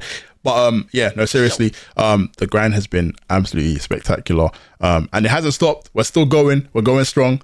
But talking about going strong, zombies. Now, obviously, guys, I've been promising my community, and they probably have got pitchforks and everything waiting for me because I have not played a second of zombies yet. POP, la my mama. You know what I'm saying? But zombies has been, you know, a touchy subject for a couple of years now. I feel like there's an element of loss of community prior to this release, especially with like how they did it last year in terms of it being its first open world zombies experience, similar to what they did with DMZ the year before. But we have now arrived at what looks like the old feeling of zombies in regards to, you know, round base. And I think based on viewing, and obviously I've watched you guys both play, there are a few differences. There are a few things that people would rather not have. And I think that kind of goes back to the element of old head versus new gen player. And also, you know, a few things that people are extremely happy about. Obviously I know they've introduced 2 maps in terms of Liberty Falls and Terminus. And you know, a lot of Easter egg hunting going on around here. And you know, one thing I will say is that my timeline is full of stuff. And usually you think, oh, it's all Warzone related. No, it'd be multiplayer related. I mean, classes to an extent, no clips. Every clip I have seen has been zombies based. So I guess the question I have for y'all is zombies back, and what's so different about it? I wouldn't say zombies back yet. Ah, god damn it. Crazy start though, giving us the 2 maps, you know, 2 Easter eggs. Yeah, that's pretty clutch from them. But I wouldn't say it's back yet, because if we actually go back to the roots of traditional zombies, yeah, when they used to release DLCs with new multiplayer maps and a new zombie map, those were the golden days. So I would like to see maybe a few more maps. I also would like for plates to be. I don't mind plates being in some maps, but if you're gonna release a new map, then add a different dynamic to it. Maybe take away the plates and just keep everything as perks and guns and wonder weapons, and that's it. That's traditional zombies. The plates added is not traditional zombies. That's new gen zombies. So that's why I'm saying it wouldn't be back yet. I think some people would argue and say it's back because obviously we've got a round based, and it just seems it's very linear. Like, you know, it's the same old. But yeah, the only reason why I'm saying it's not back yet is because I just want to see more maps. I just want to see what more creativity they have to offer. That's all. But apart from that, I've been thoroughly enjoying myself. In fact, I've been enjoying the camo grind on zombies more than multiplayer. So that's interesting. That's interesting. No, I might have contradicted myself a little bit, but yeah, like I said, it's only because I just want to see more maps. That's all. Yeah. That's all. I mean, I think the shared consensus here is that, you know, maps are like across the 2 modes, there needs to be a bit of work, which is fine. I mean, you're not in a spot where everything has to be right. Fundamentally, the gameplay is perfect, right? So we can't complain about that too tough. But yeah, like you said, like it's just a matter of preference and, you know, how you kind of view it. Well, Piggy, yeah, how do you go about it? For me, I would say it's not back. I would say like there's a new generation of zombies that has been birthed, which is exciting. But I would say that I don't know if zombies will ever necessarily be back, and I feel like at some point we have to stop waiting for it. Okay. So I think what we have now is the future. Yep. But I think that it would be a disservice to the zombie community if they didn't, like Warren said, give us a map, which is literally I want that cutscene at the beginning of the map to be so ominous, and scary and eerie. I want fog. I want noises of zombies. I want to load in. I want to see my pistol and not a loadout. No plates. I want to have to rebuild windows. I want it to be either dark or foggy or just feel like I am in a horror game right now. And I want it to. I want it to feel like Nut the Totem again, and I don't want. I don't say want that map. They can bring it back if they want. I won't say no. No, I don't know either. You know what I'm saying? We'll take it, but I just want some recognition as to why we love zombies in the first place, and I want them to be able to admit that that would still work now. I am happy with them putting the new spin on it. I know that Warzone had a big impact, and the DMZ zombies also with plates, armored zombies, a type of special zombies that we have to fight now. I get why it's going in this direction, and this probably really is the future of zombies, and I can accept that. But you cannot make us wait and give us some of the rubbish that you've given us, and then just go straight into, well, this is our vision, and y'all got to get with it. Like, just give us a couple maps to just show people what zombies used to be like, so they have like.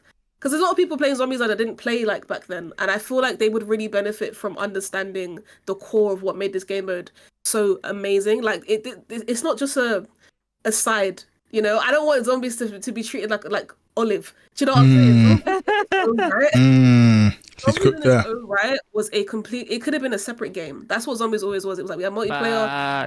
It was the DLC. Campaign was a separate entity. Campaign could have been a game in itself. Yep. Multiplayer could have been a game in itself, and zombies could have been a game in itself. So just remind people why that was a thing. Why zombies had such amazing lore. Why the character interactions with each other and the quips and the one-liners and whatnot. I know there have been rumors. Old cast coming back. And this is why I read that as well. This is not me slating Activision or being like, you should do this. This is me being like, whatever you're planning with that way of thinking is what's going to make your new idea of zombies thrive, because it's going to be paying homage to what we love, and it's going to be you trying to get us on board with your new vision, which I think people will do more if you kind of just give us the last remnants, like a goodbye, like a last homage to you know. For sure. You know what I'm saying? Like from where it all started, World at War. And just let us say goodbye to that properly. Yeah. And then we'll move into whatever you want us to do. Like, because I can't lie, this zombies right now is incredibly fun. Like, I don't want to take anything away from it. Here's a couple cheese things. I don't like loadouts, loadout, and I don't like plates. But at the same time, I probably have the equal amount of hours on zombies as I do multiplayer. And that's crazy. I probably God damn. under 10 hours on the DMZ one. So my only critic comparing the traditional zombies and the new gen zombies is how fast you get to some of these rounds. I remember when getting to like a round 13, 14 was tough somewhat. Round 20, that's when shit hit the fan kind of thing. Do you know what I mean? And then obviously onwards, round 30, you're killing zombies for like half an hour, 45 minutes or whatever. Yeah. And also the concept of being able to pack a punch your weapons like from like round 6 or 7. I don't know if in traditional zombies is able to do that. Obviously someone in the comments, if he was able to do that, then let us know in the comments. But from what I can remember, say that again? You had to use gobble gums and stuff, and it was like weird ways to do it. But again, you had to be very creative. Now you just kill zombies and you have money. Exactly. So that's why, like, another thing as well.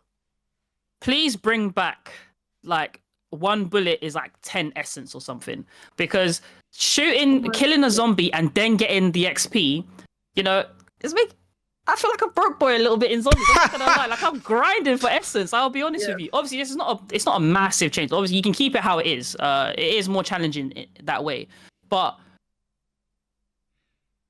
Yeah. Thinking about it, I was just literally thinking about it. No, I think I do prefer it this way, because obviously you can just like point farm and then you have like 100,000 but the thing is, if you do bring back that point system, make it harder, like bring new zombies. So obviously we got the manglers, like the new zombies I'm really for, manglers, abominations, spawning multiple of them. The one with bare eyes and it grabs you, like it has a long arm. You get in Terminus. Yes. Yeah. And even the dog grounds is I forgot what they're Yeah, called I mean, now. I Those can't like spiders. Doom dogs. Oh my god, how much I would pay to hear "Fetch me your souls" and see a dog Yep. come at me. Yep. I just So- have to feel it once.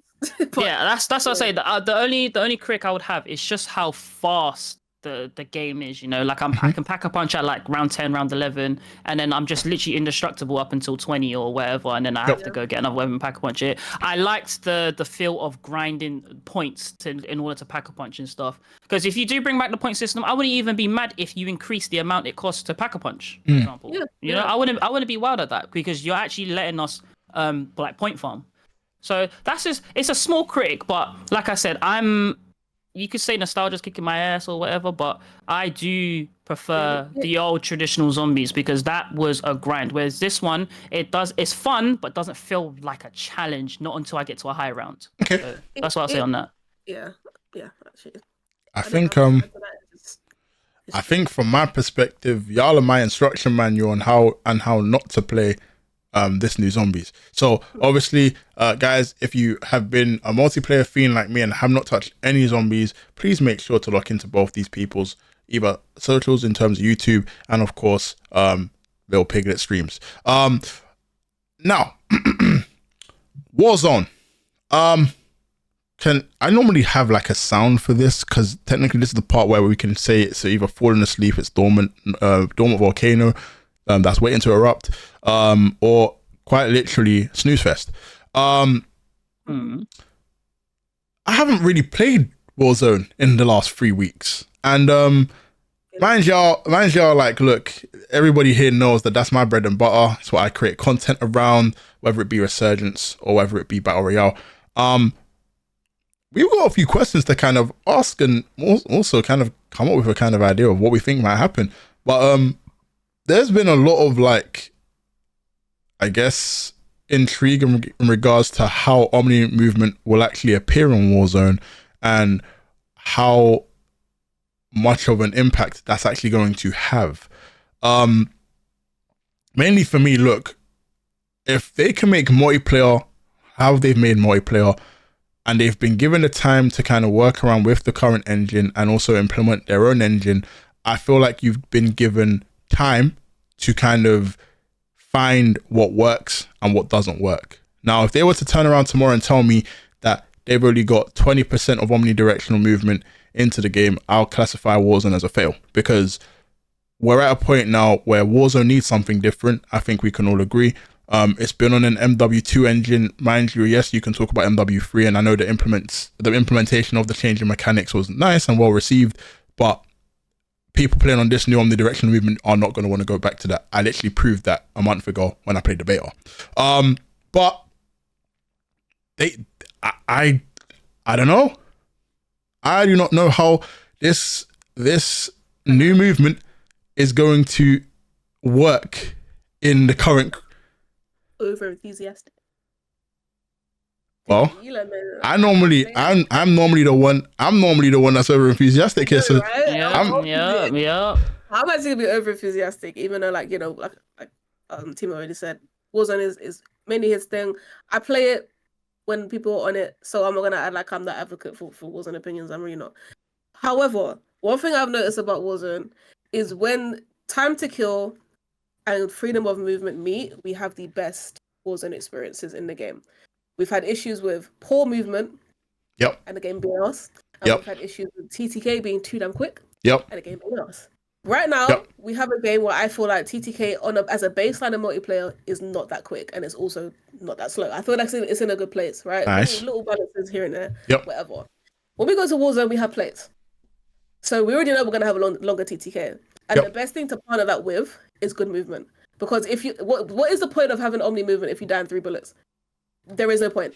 You wouldn't be able to slide properly. But the fact that we have such incredible smooth movement now with a slightly higher TTK, I think that the gunplay, the moments, the skill gap, like all of the buzzwords that everyone, I feel like, apart from casuals, want to hear when it comes to a BR is gonna be in this new game. Like I really think if they give us enough of this Omni movement, I don't know what they're gonna take away, if they're gonna try and like, I don't know, limit it. I don't think they should. I'm not gonna lie. I think we should get 100% Omni movement. I don't see why you would need to even reduce Have a it percentage. in any way, shape, or form. Yeah. You have BRs like Apex that have way faster and better movement than this game and work. A BR does not have to be some snail paced, slow, can barely sprint, can barely slack. You don't need that, and it doesn't work. Showed it in what was it, MW2? We couldn't even flip. Oh dear God, no. Sprint, Reload and That's a banned word on these sides, by the way. Just saying.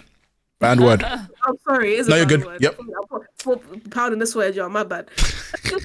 But yeah, so I feel like this movement is perfect for a game that where you don't die in 3 bullets, because like I said before, you have options. Yep. You're not gonna really feel like you're getting cheesed that much, you know, by someone who's worse than you, just flipping 3-balling you for no reason, and you haven't even had the chance to actually use any of the things that you're good at. Yeah. So yeah, I am really excited for Warzone, so long as they stay true to what they've given us in multiplayer.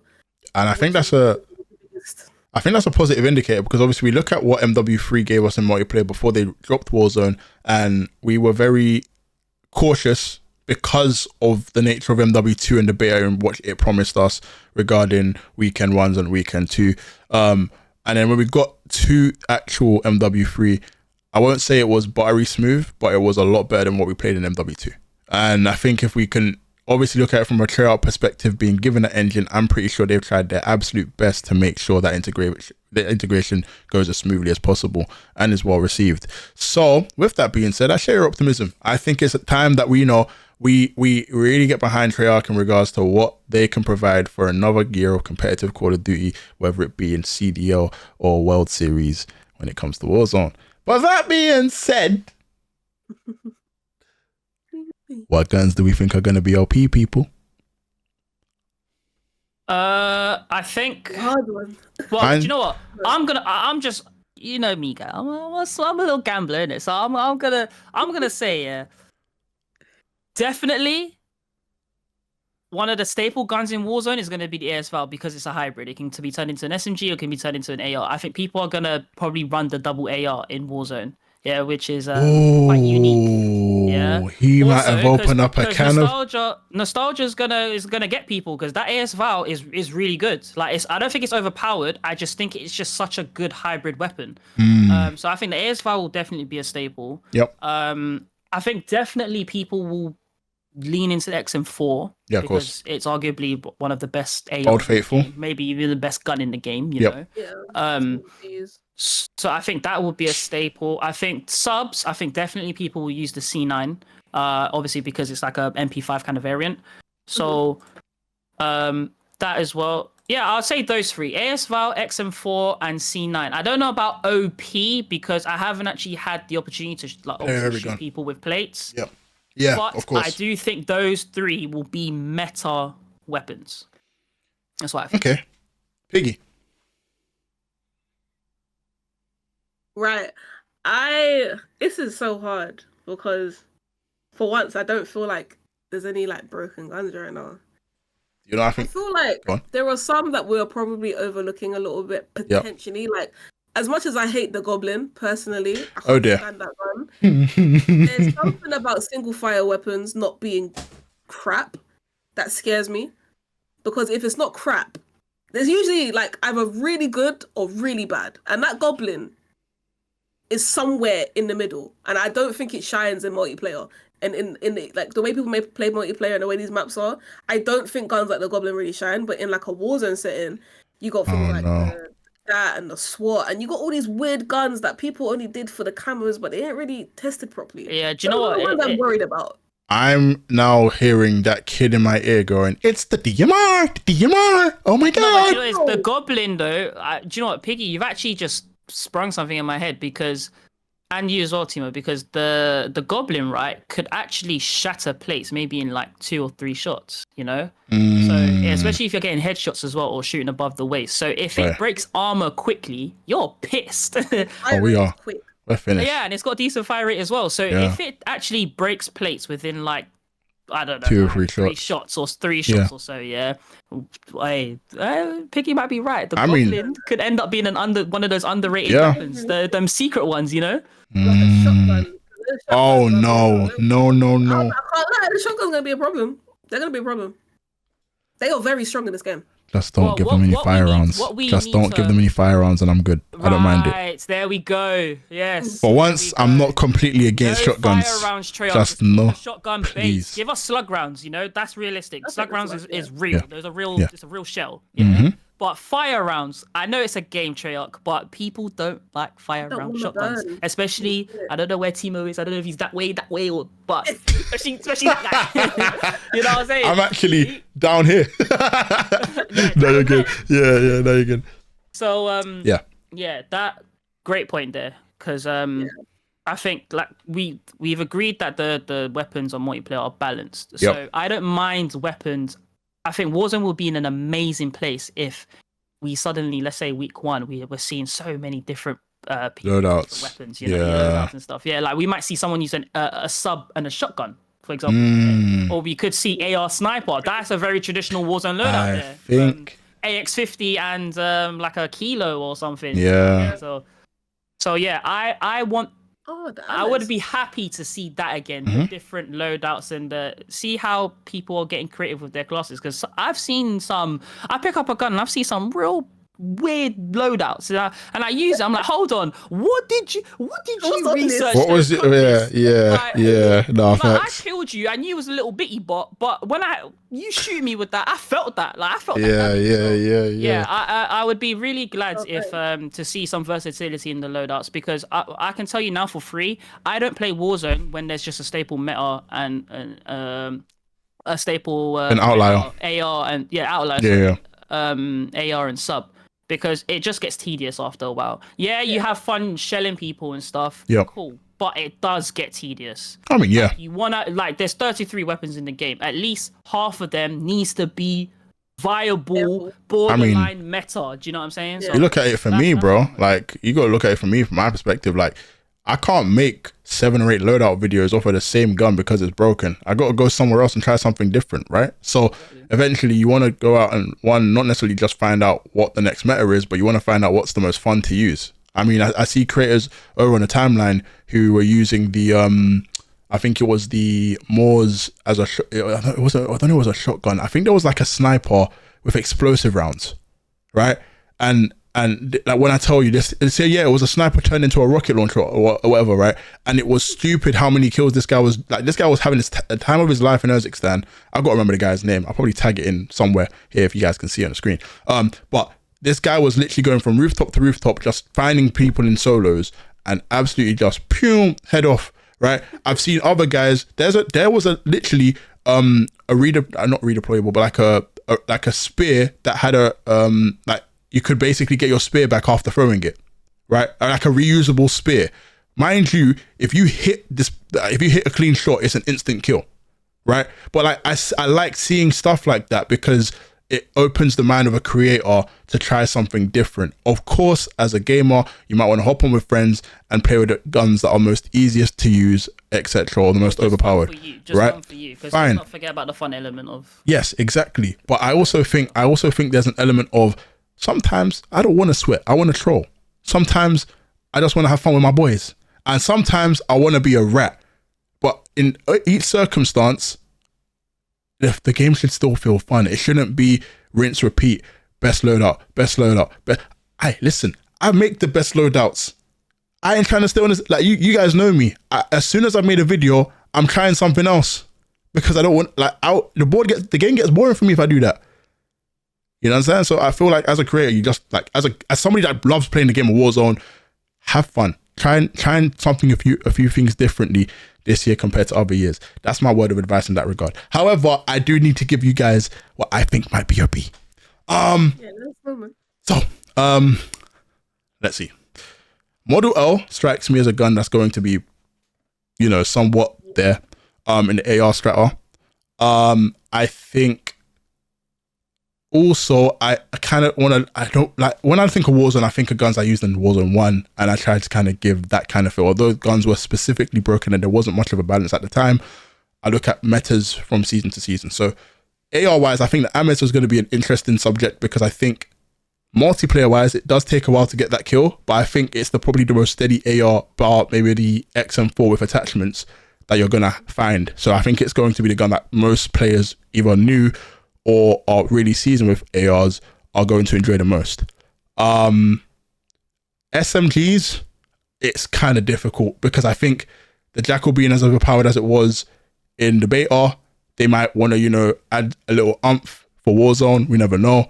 C9, I think MP5 in any Call of Duty when it has been on Warzone has performed well, so I don't see that being an excuse this year. Be really interesting to see how the KSV and the I hope that's good. the PP both play. Because obviously everyone knows that the Bison and the AK-74U are, you know, very much loved guns within in the space. So I'd be really surprised if those two guns don't do well. Sniper wise, I think I think the LR762 clears. I don't think any other sniper is going to be better than that. If it does, by all means, come back to this and let me know that I'm an absolute clown because I know nothing about snipers. Then haven't really touched marksmans. Piggy's spoken about shorties, but I think the only one that's probably going to do well is the Marine SP. Yeah. Oh,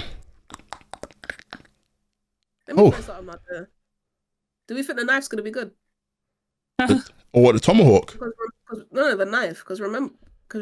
Oh yeah, we actually get a knife that we stash away. Oh my god. Yeah. But remember, even in the beta, we could not knife properly. The first week of the beta, that knife was horrible. You couldn't knife and then knife again. There was some mad delay. Like you would not be able to just run that. But now, I haven't tried anything, so you ain't got to tell me. I actually don't know that it's any different.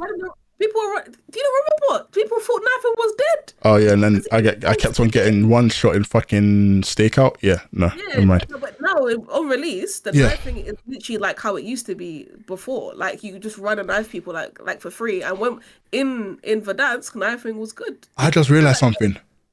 People it could be kind of mad because you don't have to like take up a slot anymore. So literally, and it could affect as well how people move around the map because we don't have fly cancel anymore, but we have a knife to move faster. So it's like it's gonna be a lot of knife plays, in my opinion, if it's strong, like getting a couple bullets in and then using your movement and have someone run up to you, just knifing you. I feel like dive in and knife in and all that kind of stuff. Guys, knifing, what if I said that maybe the most broken gun for the new game or for new Warzone hasn't even been released yet?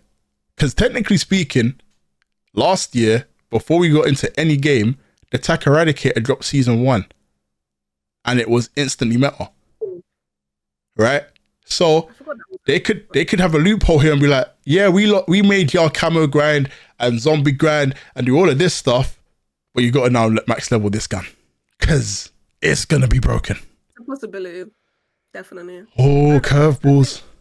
I think for what we've spoken about already, I think it's safe to say like there's a lot of guns that could be viable in Warzone. I think this is one of the hardest years to like predict what's going to happen. 100%.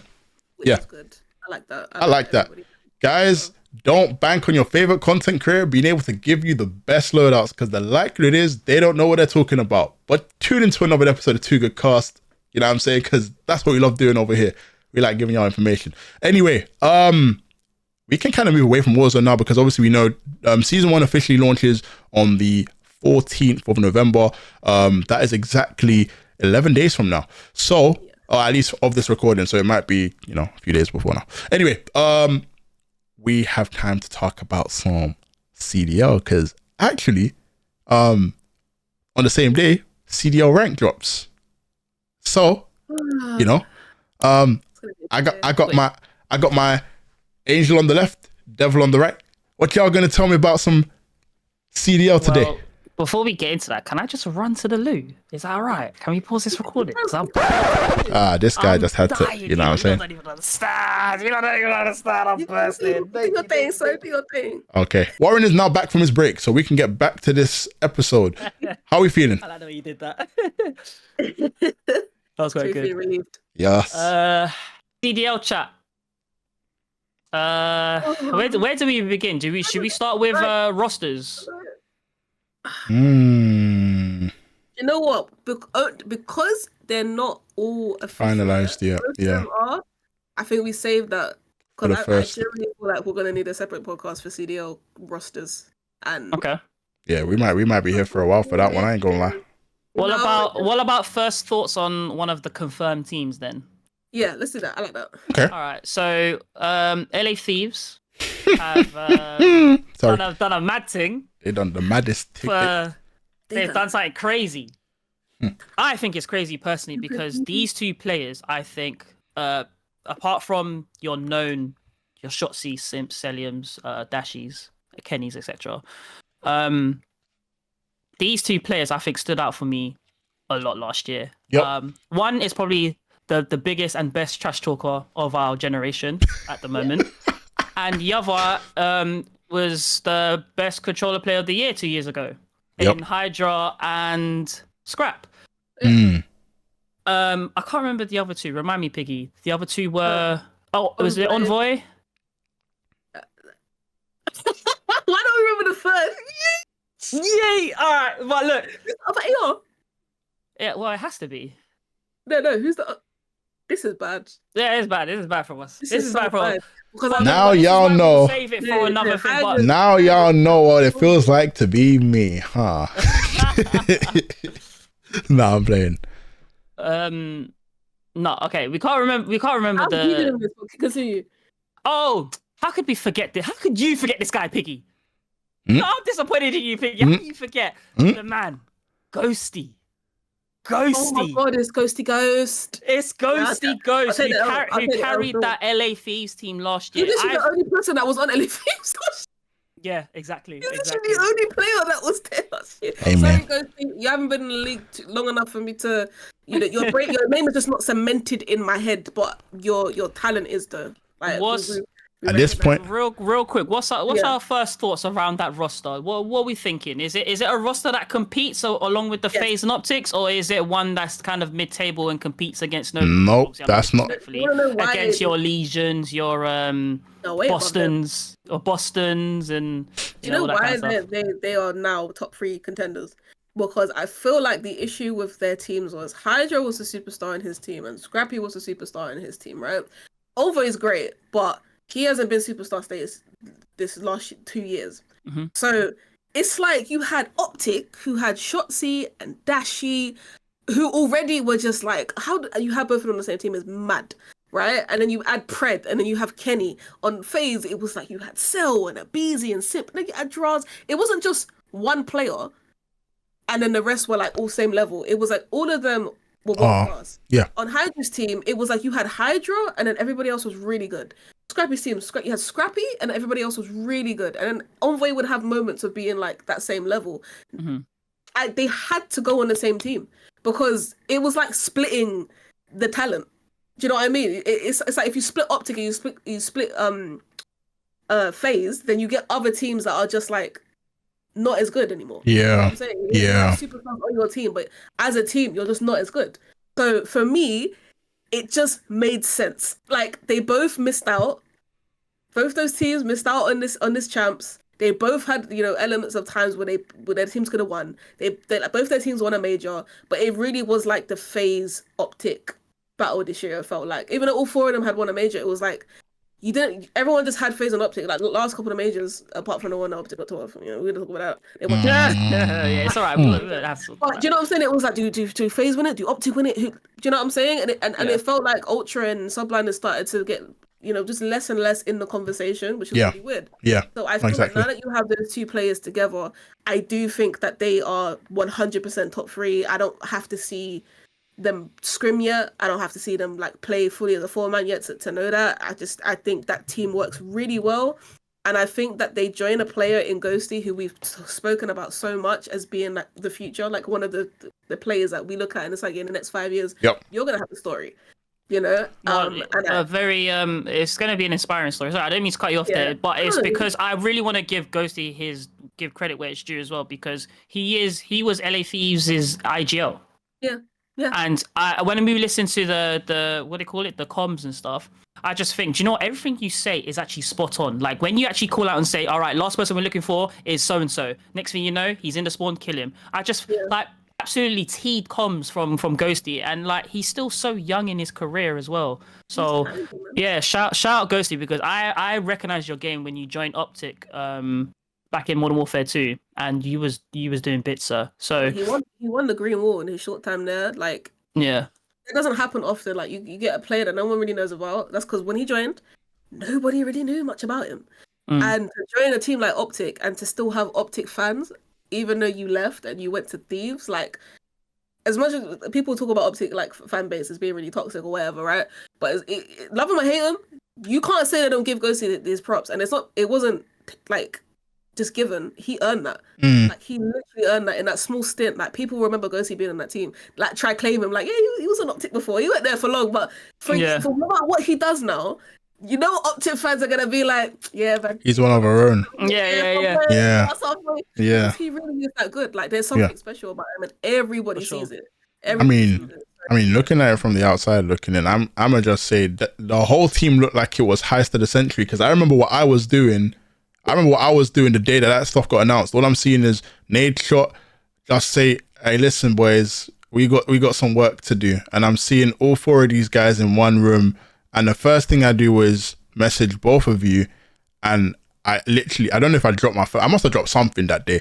I was like, can you not feel that? That's motion. That's earthquake type energy. Like, what the hell just happened? Because now, obviously, look, Optic probably having a good time on vacation. Look at their phone and be like, and then they look again and like, what the fuck? Then you've got FaZe looking like, okay, hold on, hold my beer. I got some shit to go. You know what I mean? That is the energy I like to see when it comes to looking at how a year's gone, and evidently looked at and thought, okay, what is the strategy? What is the plan in place? Who do we get in? How do we make this work? But more importantly, that's a spectacle that now is going to grow so much more interesting to CDL.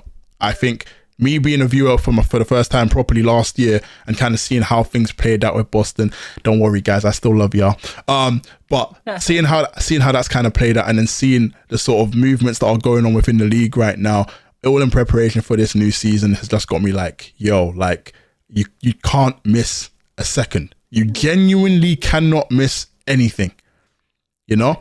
For sure. That's a team that wants to win. Oh, 100p. They did not form to lose again. No, they did not. They were both on good teams. They both won majors. They both have, like, one's been a champ before and one's been a runner-up. They could have been complacent and just said, let's run it back. That's a hungry team. They bet everything on this org that last year was a little bit of a laughing stock for a while, and then pulled it out when no one thought they would. But you know what they usually say, Piggy, right? He who laughs first, last. Just saying. Y'all can laugh then. You won't be laughing now. I promise. I've never wanted to like Thieves before, and I loved Octane when he was on the team. You know, I was such a big fan. Never wanted to like Thieves. I cannot help it now. Like that team, they have already earned respect because they survived some of the roughest patches in COD history. They've been in it, then they left for a while. They couldn't afford the franchise spot, then they came back. They had one of the best teams ever. Then it crumbled. People retired. This guy went to another team. Then they had to pick up these players and whether it would work. Pulled out a top 4 twice, EWC and champs. And it's like, and now you actually have a team you deserve. Like, you have a great team, great players, personalities through the roof, entertainment, talent, and you have, you know, one of the best orgs in COD, like creativity wise, just as an esport. They call them a hoodie org, but they do all. It's like, it's a good time to be a Thieves fan. You lot are lucky, innit? What I will say now is, y'all, yeah, I mean, look, I'm an Optic boy by heart, you know what I'm saying? Because that's effectively how I ever got into watching CDL period, right? However, Warren, you have your FaZe. Piggy, you have your Optic. I might be a thief this year, I ain't gonna lie. A thief in the night is looking clean.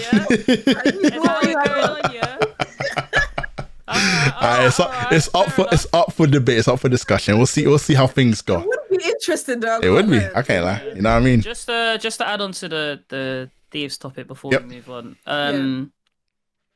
I too didn't like Thieves. It stemmed from back in Vanguard when Thieves used to say you can't challenge us on Gavutu HP. Because I was just thinking, who the hell are you guys? Because I've seen Octane drop donuts in S&D. Yeah, get treated like an absolute victim, right? I've seen other players drop donuts in S&D, right? So I'm just thinking, where has this confidence come from when some of your players are dropping donuts, but you're saying you can't challenge us on Gavutu? But in respect to them, they backed their talk, because when they said that, and then teams actually tried to play them on Gavutu, in fact, it got to a point where they had to veto that map because they were that good. So they backed their talk. So respect to them. But that's one of the reasons why I didn't like them, is because it's like, you're rubbish here, but you think you're fantastic there. It was kind of, I didn't really mess with that. But anyways, I think Scrappy and Hydra, I think both their play styles will complement each other a lot, right? Because we know they've got really good gunny. Hydra will obviously be a nuisance, running around the map, picking people off. You might have a Scrap that could play Piggy, correct me if I'm wrong, but Scrappy's an aggressive AR, right? He doesn't... Yeah, very, very, very... Yeah, so... Actually... Because for Ultra, who was the one? Nah, because he was sitting on... No, it was Insight sitting on point, and he would... He's actually like a cell. He's hybrid. Like, he will chow. So that's... People call him aggressive. He will chow. Do you know what I mean? He will chow everybody. But he is a very patient AR. Like, he's a very annoying, like, I've got your overs, I'm picking up 3 pieces because I'm not making the wrong play. So it reminds me a bit of Cell. Like, it's just very... Because Cell is also... People call Cell slow. He's still one of the most fast-paced ARs in the game, in my opinion. Yeah, when he enters that flow state... That's what I'm saying. So he's a bit more like a Cell, but I would say in terms of pressure, Scrappy does come across as aggressive. Like you don't lose him. You know where he is at all times because he's shooting you. Do you know what I mean? Yeah, exactly. So if Hydra has that's why like that, I hear what you're saying. That duo. Yeah, that's why I truly believe like their playstyles are going to complement each other well. This could really be a blessing in disguise for Thieves, where they now actually cement themselves amongst the Phase and Optic. It's not just Phase Optic, it's Phase Optic Thieves. You know, obviously I know Ultra is within that bracket as well. Subliners have somewhat pushed themselves into that bracket as well, but I still think it's a Phase Optic for now. But if there's another team that's gonna make it a triple threat match, I think it will be Thieves. Yeah. I know we've seen strong performances from Ultra, and I know we've seen very even crazy performances from Subliners. But this Thieves team, there's I'm doing this right now, yeah, because there's something about this Thieves team. So yeah. So only time will tell. But if we obviously move on, so let's talk about the GAs, the gentleman agreements. How do you guys, but before we go into what's been GA'd, how do you guys think they should come to conclusions about what should be GA'd and stuff? Like, what method or strategies do you think they should be doing? So ultimately, everyone has had an opinion, and they've come to a middle ground. How do you guys think they should do it? I think that they need a mediator. Yep. 100%, and one that has where it's like their opinion. I don't want to say trumps everybody else's. I like the fact that the players have a voice, but I can only compare this to other esports, right? So when I look at like a game like Apex, there are no GAs in Apex Legends. There are 0 GAs in Apex Legends. Everything can be used. Doesn't matter what gun comes out. I didn't even know that. There are no GAs. They are forced to play with what they have. Okay? There's a broken sniper called the Kraber. The Kraber's been broken for 4 years. The Kraber has been in it for 4 years. Do you know what I'm saying? So, and that has more randomness and luck and just random stuff that happens all the time than any, in my opinion, any other game. And they still thrive. You still see some of the top teams still the top teams. Do you know what I'm saying? They adapt to it. I'm not saying it's right to be at the mercy of the actual game, because game developers can get it wrong. They can bring something out that's just dumb, and it's like, if you can't do anything about it, it might actually ruin your esport. Do you know what I mean? And in Apex, it did almost do that a little bit. So I think that there's a balance, right, between give players a voice, let them vote on it. It has to be every single player that's in the league that has to vote. I think everybody needs to be, I don't know if they all voluntarily vote, but everyone, if not, should be forced to vote on every single GA. And I do think there is a set testing time that they should have. With whatever you're trying to GA, you have to have tested it for a certain amount of time before it's out of the game. For sure. Whether or not that means that you have to play a couple of weeks with this broken weapon or not doesn't matter. In my opinion, it's just life. Like, you shouldn't have to dictate exactly what you use, when you use it, and just take something out within 3 days. Do you know what I mean? Especially in week 1 of the game. Like, you don't even know what maps you're playing on the CDL yet. You don't even know what maps are there, and you're GAing weapons, right? So yeah, certain amount of testing time, like even if it's like a week of this has to be in for a week, and after a week we can review it. and every single player has to vote, and I think it has to be like an overwhelming majority.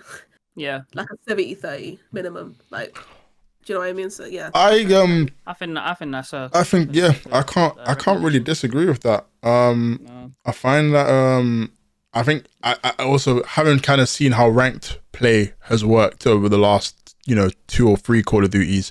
Everyone's really quick to GA a weapon before really like trying to. Like, I say obviously the CDL pros will know what's stupid, broken, and effectively what can't be combated against. But I still think it's a thing where thorough checks are thorough checks. I think if you give it some time and try and figure out what really cannot be what's the word like spoken for, fine. Like if it's a general consensus of a panel of how many players are effectively finding a middle ground, fine. That's fine. I just think it haven't even been a week yet, or effectively just about a week now, and bang, that straight away we're not allowed to use this. Like, I'd like to somewhat see you guys play with these guns first, and then if it looks like it's a horror show, by all means, look, hey, it was a spectacle while it was, what I'm saying, but get it gone. At that point, I completely agree. Yeah. So what I saw, so the current system that they do is that they get every single player in the Discord, but they have like when we used to take exams, right? We had like independent people that what. Yeah. I think that's what they should introduce as well. So somebody outside of somebody that works probably within esports and understands the whole esports regime and stuff like that, but they're not actually assigned to Call of Duty. They just know about esports and GAs and stuff.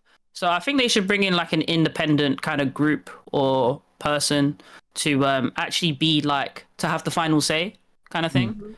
Obviously, what the pros think is, or their opinion is actually quite important, but it's a contributing factor. But I think ultimately somebody within this this independent personal group ultimately needs to have like the last say. It's like like what you said, Piggy, if it's a 70-30 for it to be GA'd or for it to be used, that should be the minimum, but yeah, I think it was a bit upsetting to hear that the M4 was banned and the Model L was banned. But the thing is, right, I think it's because the sub players, I don't know what was said in that Discord, but it feels like sub players don't have, it feels like subs haven't been light hasn't been shed on subs. It seems like it's another AR world again, which is why I can probably understand why the GAs happen so quick, because I think the pros have been playing Call of Duty for so long now. They just understand that, this gun's busted, needs to be GA kind of thing. Yeah. So I can understand them coming to that conclusion because of the longevity of how long they've been doing this for. But I would prefer if all guns were just applicable, because it's just more fun to watch it that way. I guess for pros, it's not fun when you're dying in 3 or 4 bullets. But this is what being a professional is all about, right? It's just you got to work your way around it. So I don't know. I wanted to see the XM4 Model L. I'm not too fussed about, to be honest. Yeah. But what I've been seeing though is people using the AMES, and it seems like the AMES is going to be the GP as well. GP, yes, and the GP, correct? Yes. And both. It's been good to watch. Yeah, so I like variety. I can never, Yeah, I'm still waiting to see what sub is going to be next, because I've heard rumors about the AS Val potentially being involved in in the CDL, because you can use it as a sub. So some pros have actually discussed that in using the AS Val as a sub, and like what we said previously or earlier in the podcast, that the AS Val is a hybrid weapon. It can be an AR and a sub. So maybe we might see a staple AR and then the AS Val as a hybrid option. You know? I mean, I wouldn't mind that. The AS Val, it does give hybrid. It does give flex player weapon. For sure. Was for flex players as well. I feel like it's been a while since we had a free gun metal. Literally BO4 was the ICR, the Maddox, the Sork. It was your flex player uses your flex player doesn't use either the AR, either the ICR or the SOG, they use a whole different weapon. And the AS Val is giving me Maddox vibes, where it's like that is your flex's gun. They don't have to use, you know, what the traditional AR uses or the sub. Yeah. So I agree with that. I will say it's a shame because I think it's and I heard from in the flank when they were talking about this, how they were basically saying that their issue with these GAs is the fact that it always changes eventually because people learn how to maneuver the maps. And the easiest gun to use on a new game is an AR because you just have a lot of freedom. For sure. Some players have a bit, in my opinion, a larger learning curve when it comes to just getting around the map. And if you have an AR posted, you can't even learn routes because you're just getting taken. You know what I'm saying? You're just getting taken off your route every single time. But as time goes on, you do learn. And there's like subs don't yet know what routes they even can take on these maps yet. Which is why they want these really strong ARs to be banned so quickly, because it's like part of the reason why they feel that they can't do anything is because literally your job right now is just made harder by it being a new game. It's gonna be different in like a month or two when you figure certain things out. Would it completely solve the issue? Potentially not. And I do think it is down to maps as well. I feel like these things don't happen when maps are very well balanced. Yep. When you have AR battles and you have SMG battles and then you have areas for both, you don't hear a lot about GAs. Like GAs have been happening more and more as the newer CODs have come out. And one complaint about newer CODs is that the maps overall have been lessening in quality over time. Yeah. Right? That's why they've been talking about bringing back old maps, because the older maps literally had great routes for SMGs to have those like really close engagements, and it was like those are the fights on when you're rotating. It's like that rotation battle was so important between your sub players, and then you would have your heady battles, your traditional heady battles, AR versus AR. It's, you know, Rico is in the game now, so it really is about gunny. And can I take you off your power position, or you can take me off mine? And then your ARs would be so important because whoever wins that battle frees up their SMGs to do what they want. If you lose it, your subs then get picked off. That's kind of how the maps would go. As we've gone into these like newer CODs, you don't really see that anymore. Everything's like a hybrid fight. Like your ARs are doing SMG stuff, your SMGs are doing AR stuff. Nobody has like, it's very hard to see clear roles. And I think in this game particularly, I think the maps for comp are the worst they've been in a while. So I do think that also plays into part with wanting to just GA ARs right now, because everything just seems catered to an AR. Yeah.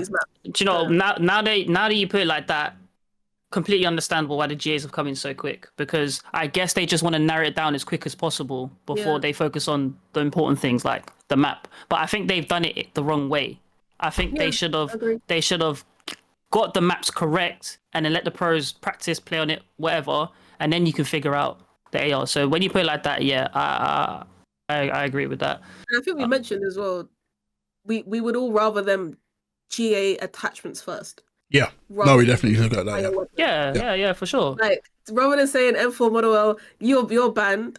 How about you ban an attachment that you think is making that gun so good?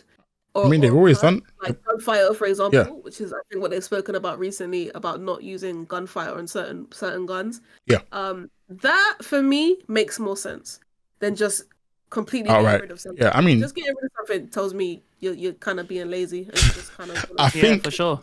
I think in an ideal situation, what they should do is kind of like have it for inspection. So like before they completely GA the gun, have a look at how the gun can play with specific attachments, and then have a look at how they play without those overpowered attachments to kind of come to a happy median of, okay, the gun can be used, but it has to be somewhat quarantined first. Yeah, see, so in a way, like how they always have like when you play ranked play, you notice that they have that like there are attachments that just simply are not allowed on the gun. I think when you look at all the Black Ops games, they've been able to do that. They should. Yes. So like I think that's the sort of system they should follow when it comes to effectively choosing a gun that they think, okay, look, Model L, XM4, absolutely not, but let's quarantine it, figure out how best to make it work in this climate, and then work on it from there. That's the only recommendation I really think I can give without knowing too tough how GAs effectively always work. But hey, listen, man, I just love playing the game. That's all about, that's all I'm about. Simply. But yeah, man. it's gonna change as time goes on. I am Yeah. interested to see what they keep, what they don't, because snipers could be viable. We'll see what happens with smokes. There's a lot of things that they have to decide, but I will say watching the Flags Invitationals so far has been really, really entertaining. I do think that the way forward for the CDL is more kickoff tournaments. And tournaments even in between majors. I think that the viewership right now is just really good across the board. Yeah, capitalize on the momentum. Make the most of it, Activision. Do you know what I mean? Like, take a leaf out of their books. Like, the players and ex-players and retired players are now holding these tournaments that really you should be doing. Like, do you know what I mean? You used to do them. It will be nice to see them come back. The more COD, the better. And I do think overall, in all aspects, everything right now is in a good place. And I think that we should just continue to kind of let Activision cook with the feedback that we give them. Give them a little bit of time to make all of the kind of some of the changes that we've been talking about, and obviously the community's been very vocal about overall. And I do think we're in for a very good year. Yeah. I just think that everybody just take in the moment and enjoy it and and allow yourself to feel like a kid again. Yep. And every bridge we will cross when the time comes. You know? That's felt. Enjoy yourself. That's for sure. And talking about enjoyment, boy, do we have a few potential enjoyable factors arriving in the form of major locations. Because as y'all know, the CDL season will soon be kicking off. There have been a few, I guess, educated guesses, informed or uninformed answers in regards to where they might be. But it seems as if the very first one is apparently in Europe, guys. Now, see, if y'all know me, you must know that I love traveling.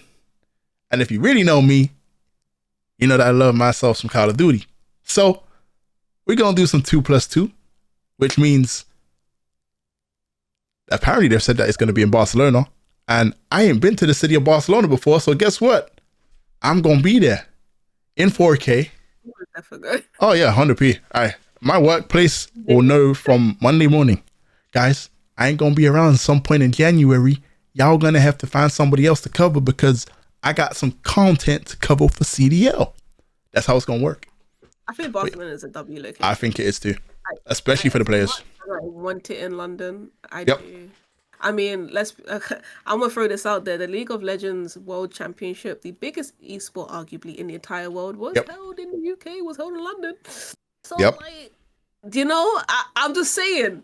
At some point, you don't have to come back here or I should take an L. But I like the fact that they're choosing another place in Europe. I think that UK and the EU in general, I just feel like doesn't get enough love. And I feel like when it does get love, I feel like it really is just the UK. Like there are other countries in Europe that deserve this level of love as well. Do you know what I mean? So I'm not gonna gatekeep, you know, and say they just come London every time. I like the fact that we get an opportunity to travel to somewhere that's more local. Because every time there's a major, it's in America. I got savings, but the savings are for something, a bit for a bit longer. You know what I'm saying, and more so. Something a bit more sincere. But listen, look, like I said, there's an opportunity to go to countries you've never been to, and an opportunity for the players to also go. I know. Obviously, we speak Warzone briefly, but like Shifty brought up the possibility of having World Series or qualifiers in different locations, so it gives the players incentives to grind and get more familiar with the surroundings of growing the esport as well. So I think. A touch of this with CDL, I know they've run a few things here and there before, but I think it's a great opportunity to kind of really get in the face of fans, grow the esport as a whole, because the last year has been spectacular. I can only see this being the biggest one yet, and it's just because of the state of the game we're in right now. So it's been a week, but it's going to be a great year. You know what I'm saying? So I can't wait, man. I can't wait to see what happens. Obviously, if I'm going, these two are going. So you're going to see probably the first ever Too Good Cast, vlog, over in another country. And y'all getting that right here on this channel. So if you haven't already, click that subscribe button somewhere on this screen. Then I don't know what you're doing right now. You know what I'm saying? Y'all need to get locked in. But that's probably going to do it for this episode, because as y'all know, we got some grinding to do. Double XP is currently, actually, we've got about 2 days, right? But technically it's about a day and about 18 hours, give or take. And apparently I'm seeing stuff like people getting 80,000 XP. Guys, we need to start cooking. I ain't gonna lie. So it's been great. Now I'm saying it's time. It's been great. Guys, if you do care to look into more of these episodes, make sure to drop a comment in the comment section, leave a like, and of course, hit that subscribe button. You know what I'm saying? We'd love to get to know more of you and have y'all in some, live podcast episodes in the future. You know what I'm saying? So, from Too Good, LilPiglet and Wars, we out. Peace.